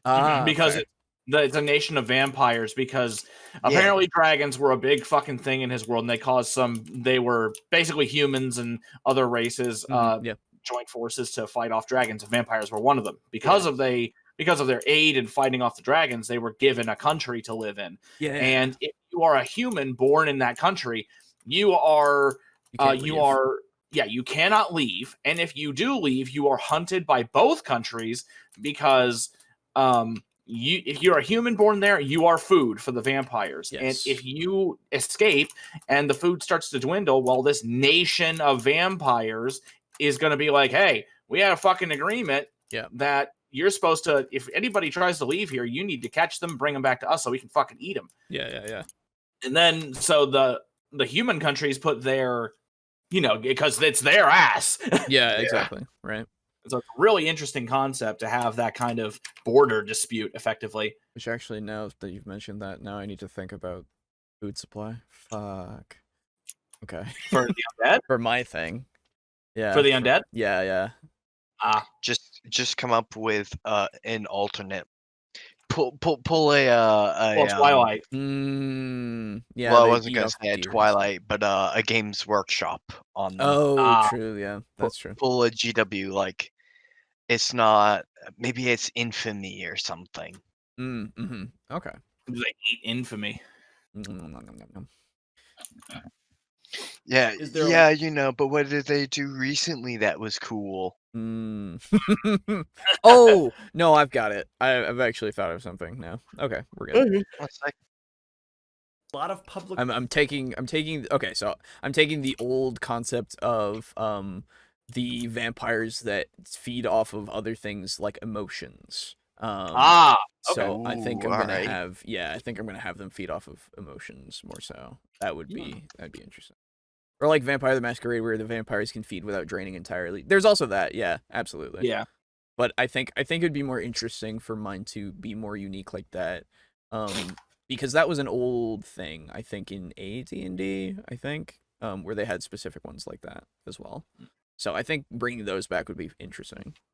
Anyway, I don't know, having someone chained up and just like a food source for like a family of vampires. Yeah. Barely alive, yeah. And then like a family of zombies moves in and just eats him from the bone. Right. Makes me think of that scene in the Rick and Morty where the wasp family was eating the caterpillar black teacher guy. That's right. It also reminds me of the vampire movie that I always refer to every time. Daybreakers, I think it was. Yep. Oh, and here I was thinking it was Resident Evil. Nope. Nope, because I've never watched it. Well, it's about to be Resident Evil 7. Yeah. Zombie. Big titty goth vampire GF. No, that's Resident Evil. Yeah. That's Resident Evil 8. Oh, that's 8? Oh, yeah. I thought that was 7. My bad. No. Trailer, which, by the way, I have A, missed, and B, not watched yet. Same. But I know of the GF. Oh, of course. Everyone does. Oh, yeah. I haven't watched it either, nor have I played the demo, but I know of her. I watched them and Dante talking, and I'm like, hell yeah. Nice. Support for your in a certain town, that is most definitely a valuable asset. And that kind of leads us into the next bit, relationships. How does this faction relate to the other factions in the setting or the authorities? Is there animosity, cooperation, indifference? These are all good things to think about. Now, I will mention that World Anvil has a bunch of other ideas in the organization's form, including some specific to religious groups and military groups. Sure. So definitely go check it out. All right, that's all for this one, my friends. As always, I welcome your feedback, comments, or questions down below. Hopefully this video sets you on your way to better world building that creates more living and breathing settings for your games or your stories. Before we go here, I do want to thank the WASD20 patron. All right, yeah, so, I mean, that's it. I went by really fast. Holy shit. Yep. Yes. Yeah, wow. Okay.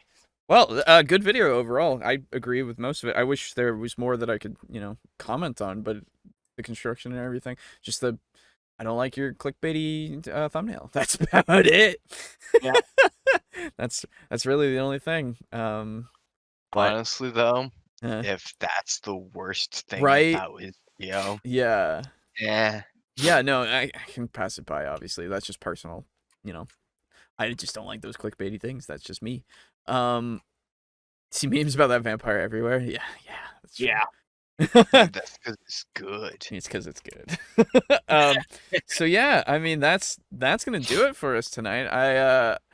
I fucking easy stream, boys. Easy podcast. Fucking I like it. there you go. Good Welcome one back. for you to come back to. Welcome back, Yeah. sir. Especially Ken barely thinks and then just go, yes. Yes. Good. So yeah, thank you. Actions, yes. Thank you everybody out there for tuning in, watching and hanging out and talking. Very much appreciate it. It's been fun as always. Hope you guys enjoyed. Of course, as at the end here, thank you to our patrons once again. I was just thinking of make sure better thank the patrons. Yeah, no, of course. And like as I thought it, you said it. Oh yeah, don't worry. I've gotten into the routine. No, we got this shit down. I got into the routine now. So yeah, thank you again to Draco Kusagi, Slazer, Steely, Drake Cross, Mog Zero, Frozen Spaghetti, and Kill Chrono. You guys are amazing with your donations. Thank you so much. Yeah, you can. So Alejo, how much we making per month? I better be expecting my check, huh? Nah. Don't worry, it's coming. I just haven't cashed it out yet to do anything to the podcast yet. So hold on. Yeah. You better get one. Looking at that accident like it was actually cut brake lines. Oh my god! You better get a new microphone with your payment then, I guess. I guess I didn't take out a bigger life insurance policy. Aiden's not the type to actually get in an accident. Why would he get in an accident on a straightaway of all places? Yeah, exactly, right? She never drinks coffee at home. New idea. Thieves Guild that fronts as a Patreon for a podcast. No. Thieves Guild that fronts as actually someone who underwent an accident. And then goes around and begs for money, and then you go, "Oh, that poor guy. Poor man. Yeah, I'll give him his money. I'll chip in $5. Yeah." Anyway, then you never see that $5 again. Exactly.